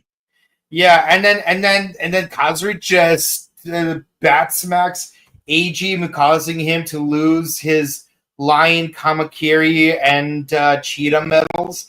And like as he's like trying to pick him up, it's like, oh no, you don't! Like steps on his arm, grabs him. He absorbs them. He's like, yes, I now have 8 core medals. And yeah, so the episode ends with AG going from having, I'd say, about 13 medals to having only 1 medal. Yeah. Taka. As of right now, because we go into the next episode, the decoy, quantification, and a flaming combo, episode 20. Mm-hmm. Yeah. So here we are, the last episode of the batch. Yeah. So, yeah, we pick up where we left off. Kazari is now going Super Saiyan because his hair is growing out. Mm-hmm. We wind up saying that they have no more core medals, and Ankh is trapped. And and of course, they wind up wondering what's going to happen. What is this? Mm-hmm. Well, they wind up saying, I'll let you go, but we are going to do a trade. A trade? What trade are you asking for? The Kajaku medal for the Tora medal, because that's the medal he needs. Mm. Are they going to do it? Well, I know that Hina is like, you got to save Age. He's like, nope. But you have to save. Nope. You won't get far without him. I don't care. And it's like, she just like yanks the metal out of his arm, and of course, like she's super strong, so of course, like she's not letting go, no matter how much Ankh tries to fight her off on it. So he pulls a ghost right by taking this whole clutch of chains, and he just like wraps it around her from a distance, jumps up in the air, and like he's freaking Kamen Rider Saga. Yeah, no, that was just like, wait. So you're gonna hold Hina hostage because she took the medal that you were gonna barter for, but you're gonna try to get it back from her. Mm-hmm. Yeah, and Hina like starts saying, "I hate you," and like honestly, it hurts knowing that because it's like it is Izumi's body, even though it's not his mind. But like, given like how far the relationship between Hina, Eiji, and Ankh go, like this does hurt in retrospect. It does, but at the same time, it's like You have to get to it. We're not there yet. We'll get to it, but we're not there yet. yeah, I'm like, Onk, it would be better if you tried to like persuade Hina to give you the medal. Honey over vinegar. You know, at this point, because did you forget what it is you caught? Yeah. Also, thankfully, Akira survived being thrown off a building by using crane arm, and now he was thrown off the building. And now, what's it called? Akira visits the Kosukusur, where they're having a Oktoberfest theme, and Goto is forced to like work there with her. Well, remember the last time we saw Goto was when he was like dying of thirst, and Yeah, I'm guessing that at this point he was so indebted to Hina and Chiako that that's like he has to work there now. he has And to work. it's good because nothing because you have to learn humility. So You got to learn it somehow. So yeah. So I'd say this. I had to get to this because like here's where we have our Fran and Dominic moment right here. Because like Akira and Chiako are like vibing over the fact that they're both globetrotters, and it's just so damn wholesome. Like I just cannot begin to like gush over it. It's like you got all these photos where it's like oh, this is Cuba, those are Piero and Stilts, and this is Monaco. It's like, oh, Akira, do you travel too? It's like, oh yeah, I totally do as well. I do it for work and whatnot. We don't know what his job was before joining the Kogami Foundation is, but let's just say a bunch of these characters are more tied to each other than is let on. But there's one photo in particular where they're in the desert, and yeah, there's Eiji in the background. It's like, wait a minute, that's Eiji. It's like, what? Have you passed each other? Or it's like, hold on, right a minute. Where do I recognize Eiji from? Eiji. Oh man, and I'm like, I know, like you and I both know where like he recognizes Eiji from, but that's something for probably next week. yeah, you know, the photo is going to be a lot more bigger than you guys possibly could imagine. So, also, you know, Hina is still tied up under the bridge down by the river. I think she fell asleep. Ankh is trying to get the metal back, but again, you might as well just try to rip the metal out of a hydraulic press, man. Yeah. Meanwhile, Akira just like grabs Goto's like, here, let's play kick the can, and like he teaches him how to use this bad boy right here. By the way, I love the design of this toy because it's like you pop this in, and then like all the cell metals drop right into the chamber, and then you just like, even without this thing, the metals are still caught underneath here, and then you have to like place it into the chamber to like release it. And guess what? Now you can reload. So of course, until you fire them, and then you have to go pick them up. Yeah. Well, thankfully for this toy, you never do, because So let's see here. Yeah. Where was I in my notes? Oh crap. Yeah. Dun. And then just like in the show, you could like pretend to like toss them out. and then scoop it out from your milk can. So pretty much the Yami appears again, but it didn't die, apparently. Ankh decides to let Hina go, but tells her that she needs him, and finally goes for Eiji so they can finally transform into the Kamen Rider. However, due to a sprained leg and the 2 spare core medals, Eiji has a problem of transforming. Really? Yeah. Really? Yep. I'm like, there's many reasons why you can't become the Kamen Rider, but because of a sprained leg. It's logical. It's very logical, but yeah. Only Akira gives Goto the cell buster so that he could provide backup at a later point. Yep. But yeah, we meet at the harbor where the lion Kurage Yami is causing havoc, and again, better design than Gel Shocker. Yeah, which apparently, it's kind of crazy that why a jellyfish and why a lion? Why is that? It's basically like the reason why it's a cat and a marine is because Kazuri absorbed. Yeah, he's got some of Mizuzul's metals. Yeah. But also in nature, there is a jellyfish called the lion's mane.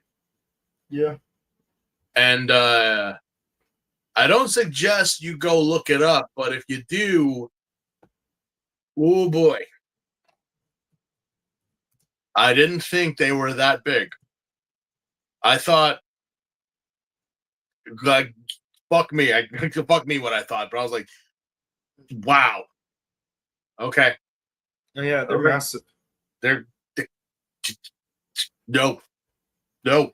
Yeah, no, I'm seeing some like beached lion's mane jellyfish. I'm like, nope. Here's one with the scuba diver. Nope. Here's another one with scuba diver. Nope. Not doing it. Anyway, I'd rather deal with the squid. Yeah. Sometimes the more primitive the animal, the more horrifying it is. We forgot to mention because this is a core thing. So Goto working at the restaurant, best girl Erika shows up with the new Candroid, the Kujaku Candroid, telling Eiji that Kogami wants to talk to him. That does the whole reason why Eiji has the coin that he has. But finally, towards the end of the battle, Erika shows up and just starts with her own cell blaster, shooting all the jellyfish that the lion starts spewing out. Throws the Candroid. It is no, even better. She like pops a Candroid into the barrel of her sawed-off shotgun, and like she like aims it towards the camera, and it just like unfolds into the Kujaku Candroid, holding onto the cell metal. It's and it's killing a bunch of jellyfish on its way towards Eiji. It's a Kojaku, which for you English speakers, it's a peacock. And again, Erika, you're a woman after my own heart. Seriously. Yes. And not just because she's leather clad.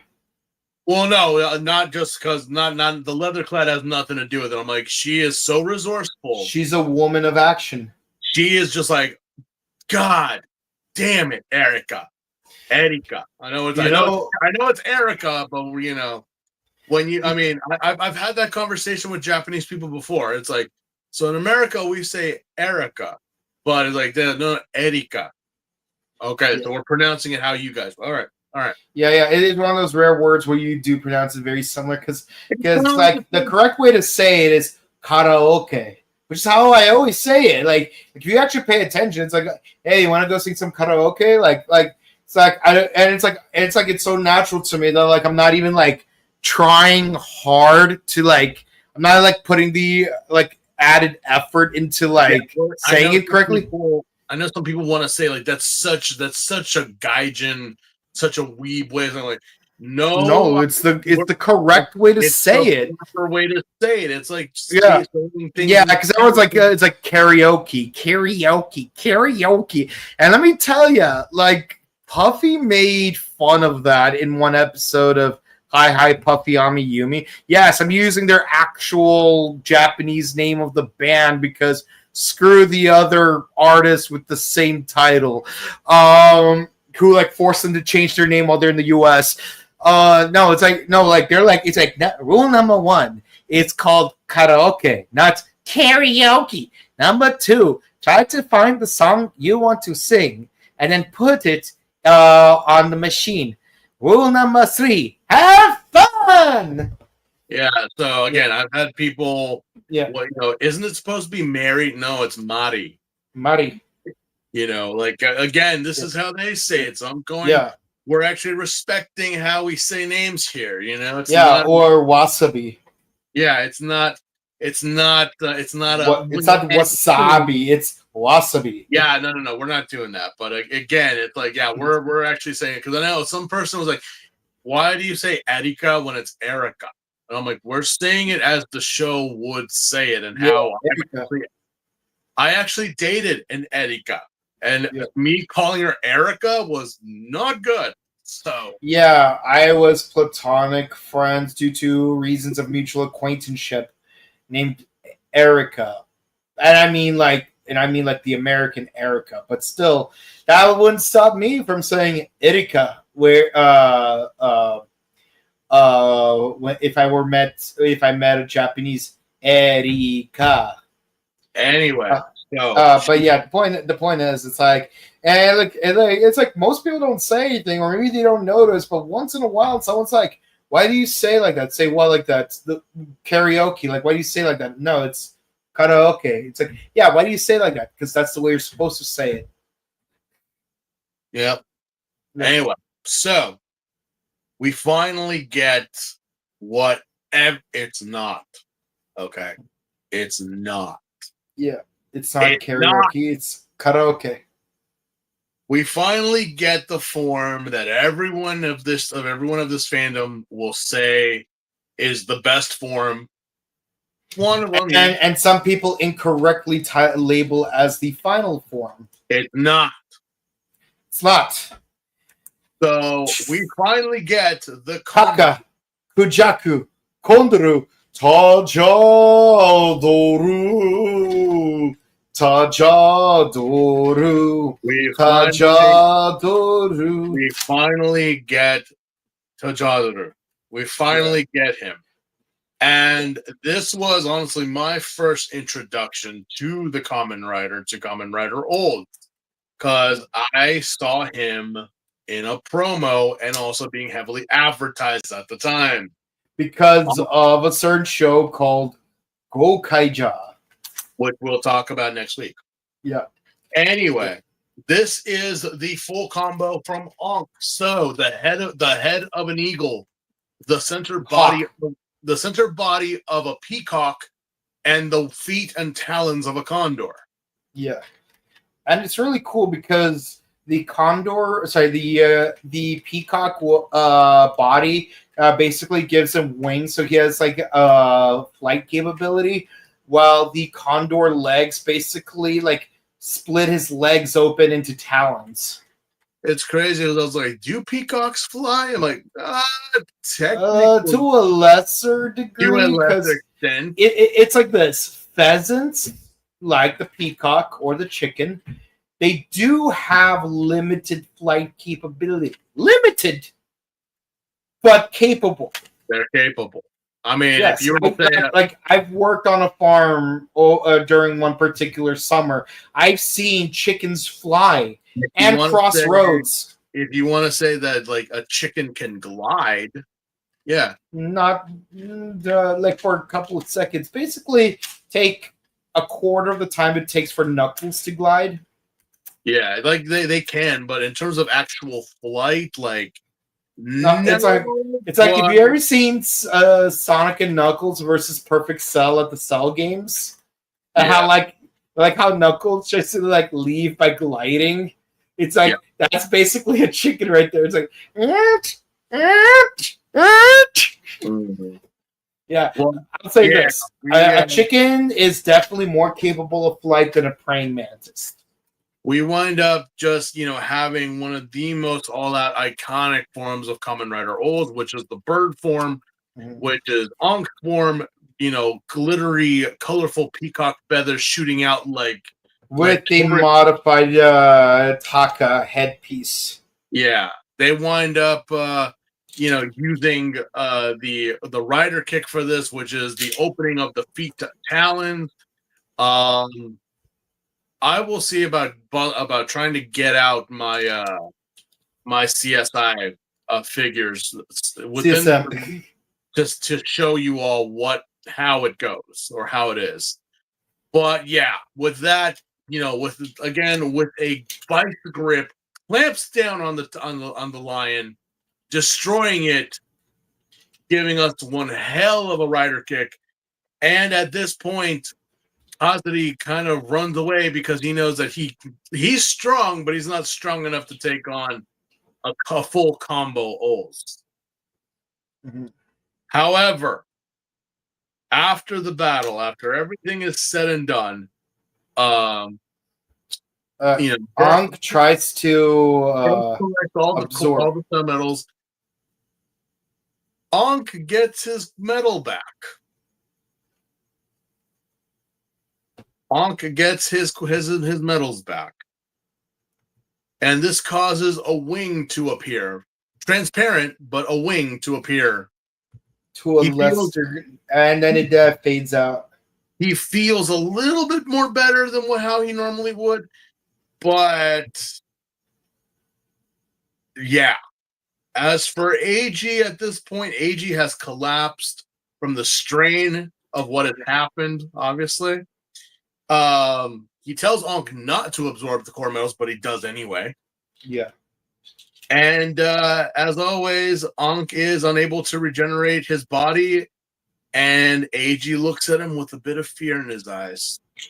Yeah, but at least our core metal count moves to a much nicer number of 9, where we have 2 Taka medals, 1 Kujaku, 1 Kondoru, 1 Kuwagata, 1 Bata, 1 Tora, 1 Gorilla, and 1 Unagi. So basically, he has 4 out of 5 body medals.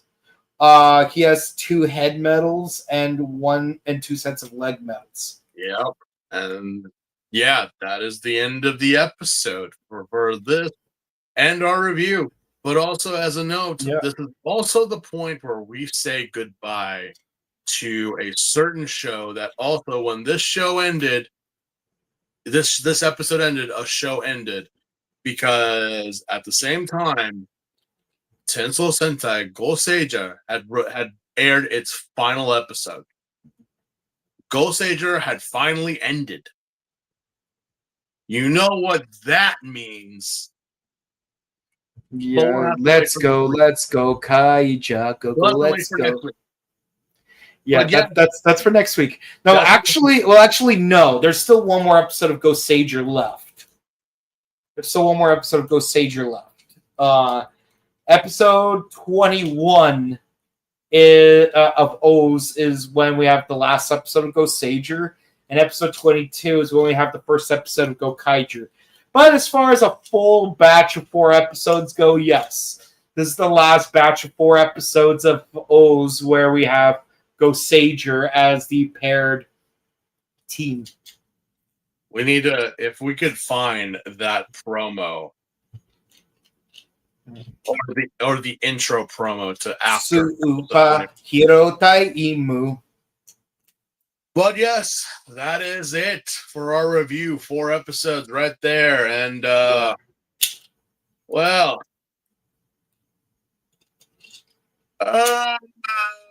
I think we learned a lesson here today. By the way, I forgot. Did we score the first arc last week? Because I feel like we haven't really done that. I don't think we did. I think we'll get onto it today. So But, yeah. But but since it's stops at episode 16, let's get that out of the way first. all right. Posthumously, thoughts on the entire first arc of episodes 1 through 16 plus the movie. We're building up to something. Nothing has been revealed yet, but it's giving us all these questions that will inevitably be answered. Because that's the thing that, again, what got me into watching old was, where even if something was left ambiguous, wait, they never addressed that. It gets addressed later on. It just took a while for us to address it. Certain things are slower burn than others. And that's what kept me coming back to the story. Was like, wait, what happens next? What does Kogami know? What does Ankh know? What do you mean that like the greed served Oz? So are you telling me that Oz is a greed? No, Oz is not a greed, but Oz has a connection to them. Yeah. So what is Oz? Mm-hmm. We're gonna have to find out. Part of the mythology is that Oz is called Oz because he's the multi-king. He is the multi-king, and pretty much the Oz is supposed. The Oz was supposed to be infinite. Mm-hmm. Was supposed to be infinite, but they added another O because, that kind of just seemed like people would probably say double O or whatever. From my understanding of but also it's the gimmick that there's like 3 parts to it. Yeah, there's 3 parts to him. So as while W is 2 parts. Yeah. No. There's no number theory. It's no number theory. It stops with 4. I know some people are like, well, Wizard has 5 fingers. Yes, but he only wears a ring on one of them. Again, like we said about a year or 2 ago, if that were the case, then Fies would be on that list because he actually has 5 as a motif, but it's not. So he's the 4th rider in that season. He's the 4th rider, but has 5s. That's so weird. Mm-hmm. But yeah, honestly, it's a solid arc. Because it's solid in the terms of that it's got you hooked. You want to know what comes next. Even though we're already 16 episodes in, it's like nothing's been answered, but a lot of questions are being asked right now. And now going into this one slowly. For me, it's it's a 9.8 because it's and the thing is, it's they could have copped out and just have him continuously collect medals throughout the series. Yeah. But the fact that he loses medals over time makes you want to tune in every episode. What's he gonna do next? He lost the combo. He lost this. So what is because we were so optimistic in episode 6 where he's he's got Tora, he got Cheetah, he has Kuwagata, Kamakiri, Bata, but then it's very next episode, he loses a couple of them. It's ridiculous. But and also we learned that there are repercussions to having too many medals at once. Yeah. So it's a solid 9 for an opening. All right. So for now moving forward, this batch of episodes, it's the new year, new us, new arc. Again, like I said, there are lessons to be learned here. Obviously, make your points across. Be vocal. Don't try to unleash a killer insect monster to kill your unrequited love interest when they had no idea. And also be good with your coworkers. Be Akira Date, that's the standard. He wasn't a dick to Goto. He actually wants him to be a perp. He actually wants him. Like he's a real big bro. Like he like wants to take care of his little bro. And again, again my research with Hirosuke is that on any project that he's been, everyone has always said that he is like always looking out for everyone. He's making sure, are you okay? Did you sleep well? Did you eat well? Do you need a water? Like, yeah, okay. No, we're fine. Like, he's got such big brother vibes, and he is like, no, do that on the show, right? And that's what he did. That's why he says that, like, again, everyone has been so close after even the show had ended. So yeah. Again, the story itself with the two-parters here, I want to say I'm going to give 8 to the first two-part. Mm-hmm. You know, because obviously it was interesting that we saw a 2 Yami birth, especially from a fully, like, you know, evolved one. And then finally here we get a 9 because of Tajidor, and also the story of, you know, Kazari and everyone else. Like, now the stakes have been risen. As of what happened to Mizazul and Gamul, we're not sure yet, but they're still around. Uva is still kind of like, you know, recovering from all, but a lot we have lost and gained. So yeah, I want to say 8 and 9 for these two-parters. Yeah. For me, it's like I'm gonna be honest, I did not care for episode 17 and 18 as much in my first sit through, like when it originally aired. It's like, yeah, so we finally get to see Birth in action, and we finally get to see and like, yeah, we have the rhinoceros and stag beetle greets, but it's like I did not really care for this. Well, that's the thing. That's why I said it's like other than Akira and the action that happened, the story with Rei was not. It really was just like a face palm. Yeah. And again, and it was also at this point where like I was really starting to fall behind on O's or at least struggling to keep up with O's because you know, back then, like it was like it was that era where, you know, Crunchyroll stopped having Kamen Rider episodes. VO was not exactly staying as stable as it used to be during the Kiva decade era.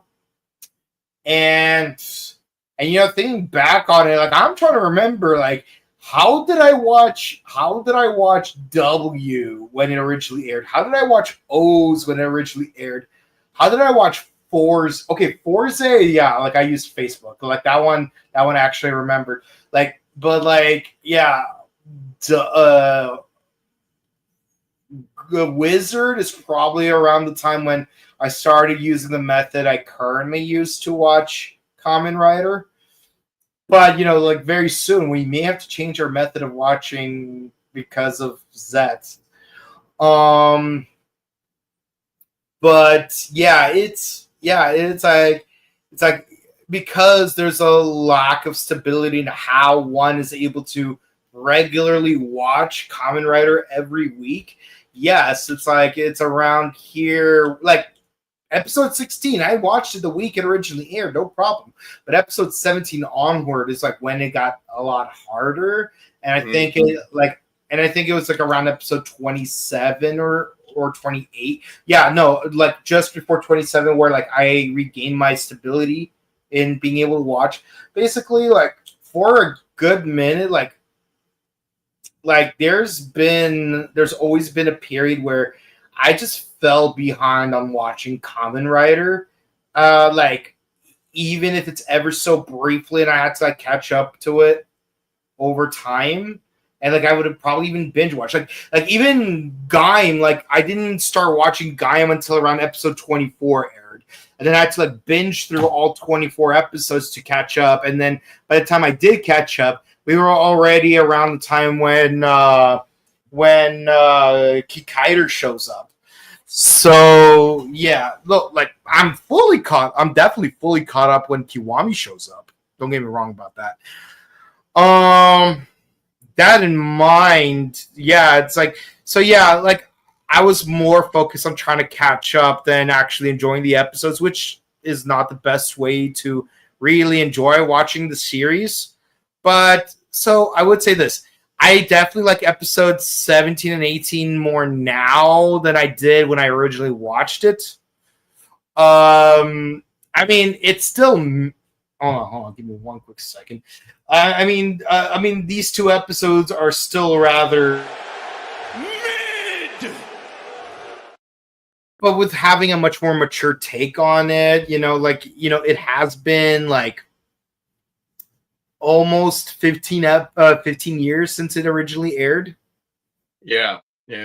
So so with a 15 years older mind, there are more things to enjoy about it. But let's be honest, most of it is because of Akira. Let's be honest. I mean, it's cool that Akashi Satoru cameos. Yes. Don't get me wrong, but I'm also older in a sense where I'm not easily distracted by fan service. It's like how like modern Power Rangers. It's like the Hasbro era. It's like they're really trying to like push like the fan service to distract you from like the quality of writing. Where like it's like sometimes the writing's good, sometimes not so good, but they definitely try to distract you with fan service. Like that episode where the bad guys have a clip show of like a Ranger villain's past. It's like no. I'm not you're not gonna distract me. I still know how poorly you wrote this one episode with Roxy. I know how you wrote that one episode with Izzy. I know how you wrote that one episode with Zato. I'm not going to be easily distracted by fan service. I appreciate fan service, but I'm not going to be distracted by it. It's no. So with these two episodes, I'll give them both an 8. But the latter episodes, I'll give them a 9 because, the situation got dire to the point where you only had one medal. And Kazuri is now at 8. Yeah, Kazuri is almost at full power. Yeah. Plus, he has 3 medals from Mezzles, so that puts him at 11. An incomplete 11, but still 11. So 8899. And yes, it is beautiful to finally see. It is beautiful to finally see Tajador because while it's not the final form, it's not the final form. It's so cool to see it air for the first time on television, and it did feel nostalgic. And yes, I love that Akira is legit trying to help Goto instead of saying, please, you're green. Don't even try. No, he's like, no, I actively want you to try. No other secondary writer would do that. Yeah. No other secondary writer would do that. Yeah, there's a reason why Akira is the good. Yeah. So, what do our people have to say? All right, we got a decent number of comments. Ooh. Akira Date.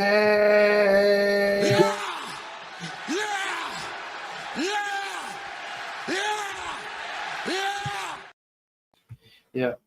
OMG, I didn't know that was spoken red in this episode. Honestly, I didn't notice it was. Again, I didn't notice it was him either right away because again, when I originally watched the episode, it was 360p, and I was more focused on trying to catch up to the show than actually enjoy the episode, which again was an issue on my end. It's one of those things that I guess I just have an eye for. I just like, wait, isn't that?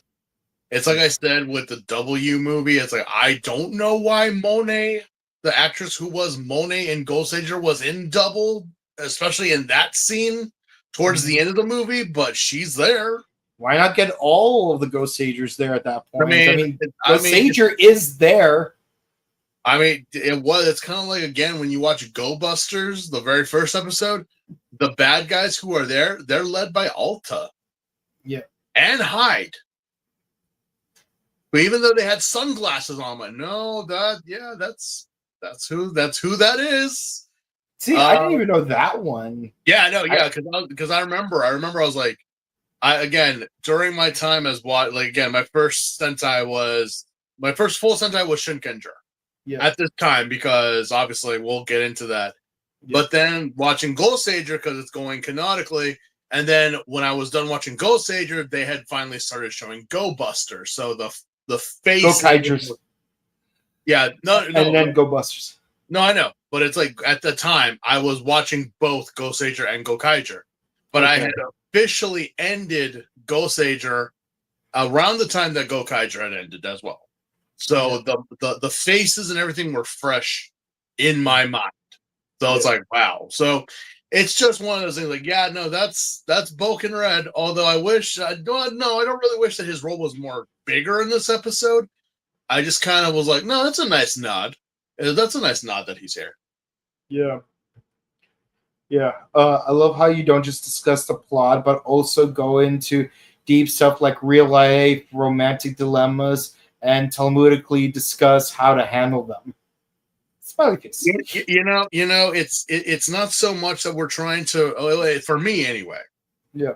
To separate us from other reviewers that just strictly talk about the show, like, you know, you have your choices of going to anybody and like type in Kamen Rider reviews or anything. We give you, but we also like to throw in our little 2 cents on such subjects to maybe also, again, as some people have told me, you know, I was going through such a problem, but then I heard you talk about it. It's like, oh, I'm just going as how I would go through it as an adult, you know? Yeah. And if you take the advice and if it works for you, bless it. But again, we just don't nerd out here. We try to put in a little slice of life here and there. At least that's what I do. Because it's not so much like, no, this is a real problem here. Mm-hmm. This is a real situation here. And, you know, as I said, communication is key at this point. Even if it didn't work out, at least you know you said something. Mm-hmm. Yeah. Yeah, and props for using the Hebrew synonym for Socratic. So, Tajadoru is best bird combo because that is best husbando form. Yeah, no, like, you know, one of my favorite, like 2 of my favorite build fighter gunpla that I own are Transient Glacier and Red Matter Axia, because high key they do resemble like Gundam versions of Tajadol and a certain other form that we will get into in about a month from now. So it's like, and the fact that I got them both at roughly the same time and I built these 2 back to back, like, it felt like going back. It felt like going back to O's. Yeah, Time Judge All is a great opening. Yeah, it is. It is.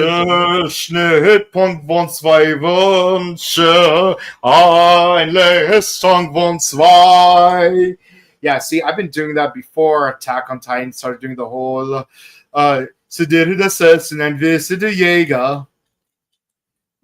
like high key. This is like around the time when like Japanese music really like to incorporate German lyrics into their music.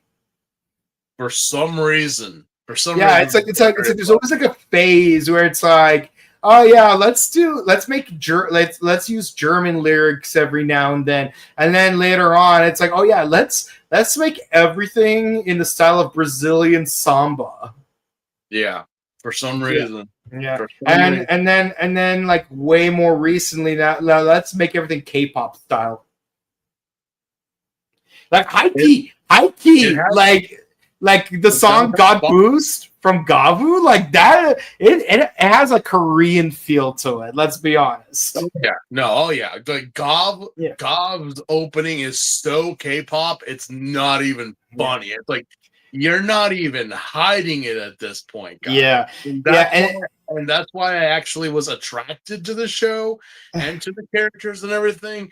And now that we're about to wrap it up, I'm like, I just feel that the next Kamen Rider is just going to be some generic opening that is not gonna like you're playing it safe. They're gonna like this might be like a sacrificial Americanized season because this will be the first season that is aired internationally. It's like we have to appeal to the American audience, but here's the thing. Hear me out. You already have an American audience. What you're doing with Geets and Gov, just keep doing that. Gottschalk don't do that so much. I know Gottschalk's popular in Japan, but the thing is, like, keep the Geets and Gov parts, leave out the Gottschalk parts, and you're golden. You know, heck, I'll even throw in 0-1 with a pinch of Saber and that hard grunge of Revice. But other than that, it's like you don't have to work hard. You don't have to make it all Tarantino style or James Cameron style. It's like why I'm not too excited about this new writer. Yeah. I'm like, this is just gonna be like generic, like what we think or what most people would stereotypically think a Kamen Rider is, which I'm like, why not? It's like the tone does feel a lot darker compared to like the past seasons. And mind you, we had a season about contracts and demons. It could be good. It could be it could be good. But it's like I'm concerned. It's because like my phrase is don't overcompensate to fit a theme. Like don't make it over. Don't make it too much. Don't try to make it too much like Amazons and Black Sun just to appeal to America. If you do 0-1 and Geets, that's enough. I would say so. All right. Okay. Seeing Hina, Chiyako, and Erika be well-written characters really fills the void that Mari, Yuri, and Michi left behind when Yuri was also well-written. Do we need to be reminded of this? Honestly, it's one of those things that I even say, like going back, you know, Chiyako, Erika, and Hina, even in later writer shows. I mean, this era right here, Kamen Rider was mine, and like trying to compare like the rest of them later on. Like I love them, but they don't compare to these three because again, we have it is kind of like a Michi, Yuri, and Mari thing where it's like these ladies actually got involved. You look at Forze, they're not getting involved in the ways of what it's more like the lines of Scooby-Doo. You know, Wizard was the same thing with Kiyomi, and again, I love Kiyomi, but I feel like we had more of a thing with the twin sisters that were like, again, just a side thing instead of what we had with the main people. The only one that did was Detective Girl, but she didn't really do much. Mm-hmm. Same thing goes with Gaim and all of them. It's like, again, this cast, these ladies were there. I know that in Kiva we had slowly started to build that with Megumi and her mother, you know, getting involved, and you know, and yes, we also had that with Double and Deno and all them, but this is where they got it right with these three, in my opinion. Afterwards, it's like touch and go. Yeah, like honestly, Nozama was definitely better, and Miu were definitely better designed than Yuki. Like Yuki was okay, but not much dimension to her. Let's be honest. Koyomi from Wizard, it's like she had like no personality whatsoever. But there's a reason why she didn't have it. And like honestly, Detective Girl was more interesting. I love Detective Girl. I just my and Rat's girlfriend really try to hold it together. It's funny how like we never remember Rat's girlfriend's name, but we remember that she was there and she did do stuff. We just to call her Rat's girlfriend, and it's even the same thing with Mitan in Build. It was like, yeah, she did get information but we kind of lost that later on as like the situation got dire. Yeah, if anything, she was more like a honeypot just to get a Kasumi to join the crew.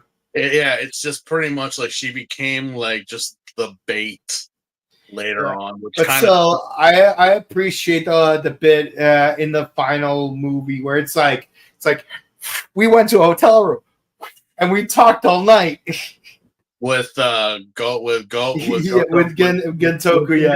with Genboy and Sawa. That was cute. I'm not gonna lie. Other than that, I'm like, Hina, Erika, and Chayako definitely were the standards at the time. The same as it goes for Mari, Yuri, and Michi. Yeah. You know? Yeah. None of that Emi, Toko, Choco, and all that stuff. Well, Choco has a special place, but not okay. Really. Yeah. Okay. Kazuri. I'm Yu-Gi-Oh! Shocker, but better. Yeah, he actually got it right. This is the thing. It's like you are taking Shocker and Geldum Kaijin and actually making them a threat. Yes. We saw it in the double movie. We see it here. It's like this is what they should have been doing. Instead of like, I don't know, trying to take some kid's pocket money for candy. Oh God! But I'm like, no, they got redeemed. Wait, was that from X? It's still within that genre. It's still within that genre. Oh man! And, hey, if you want to watch X again, you can watch it on Blu-ray. Hopefully, the subtitles on the Beetle Loop on episode will be a little bit better. I mean, it's really just that. It's like God, I don't know. I'm just like, no, they got redeemed years later.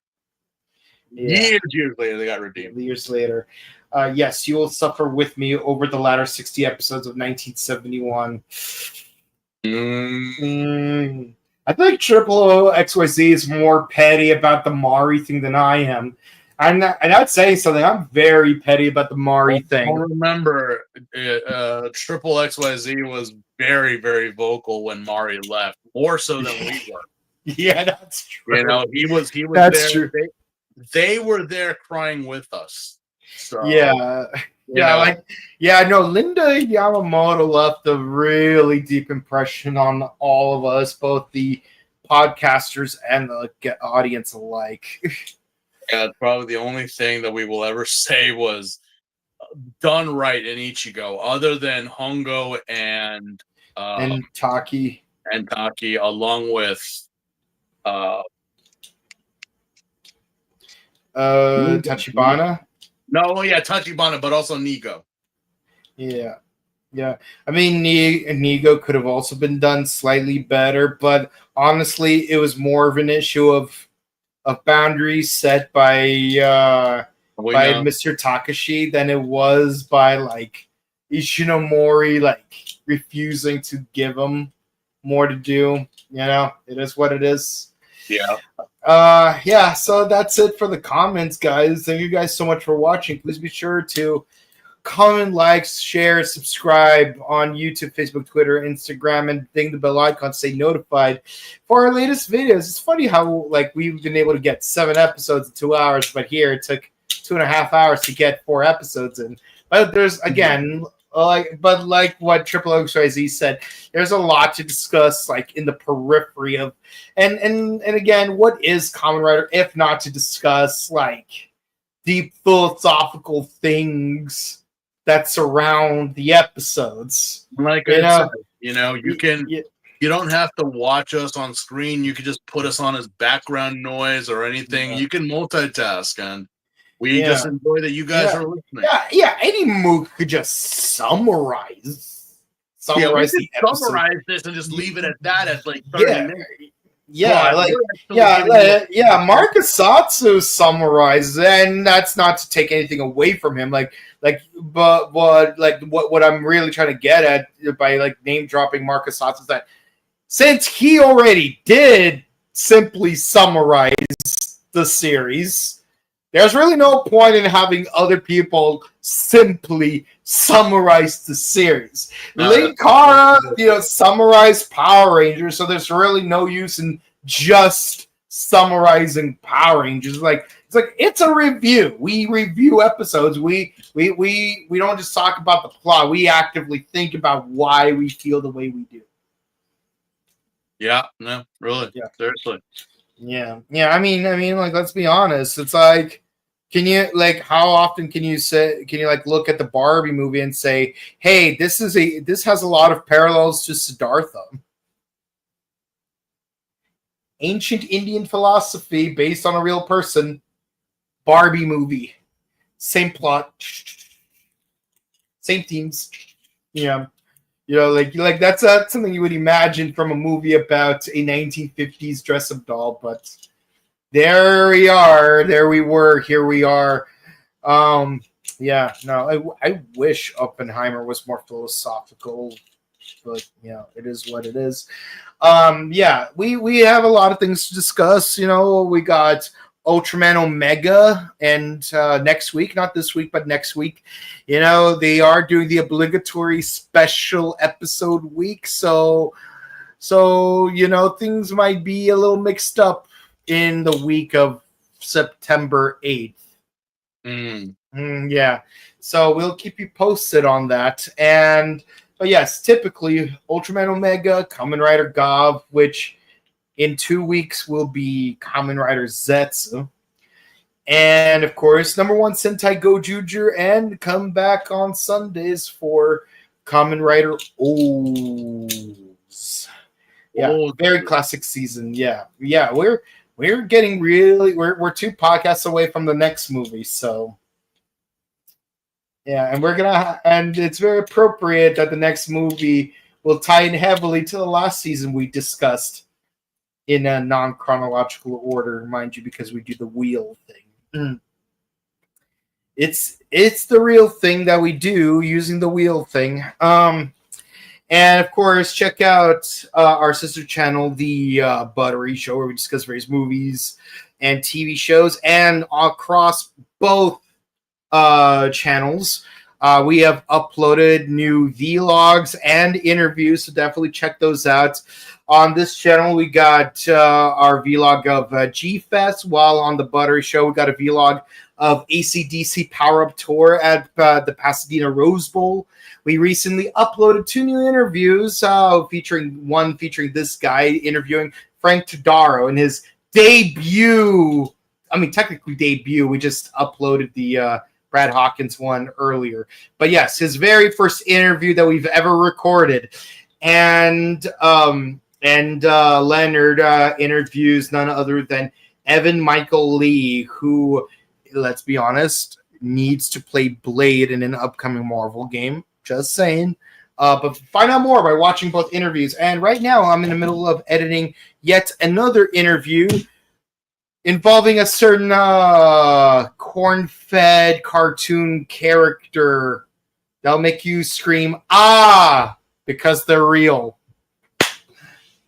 That's the hint I'm going to give you guys about what the next interview that we'll be uploading on The Buttery Show. And if you want to say hi to us in person, we will be at the Burbank Marriott Convention Center for ToonCon, where we will be saying hello to the cast members of The Batman, Dexter's Lab, Hi Puffy Amiyumi, Regular Show, and many other Cartoon Network and WB classics.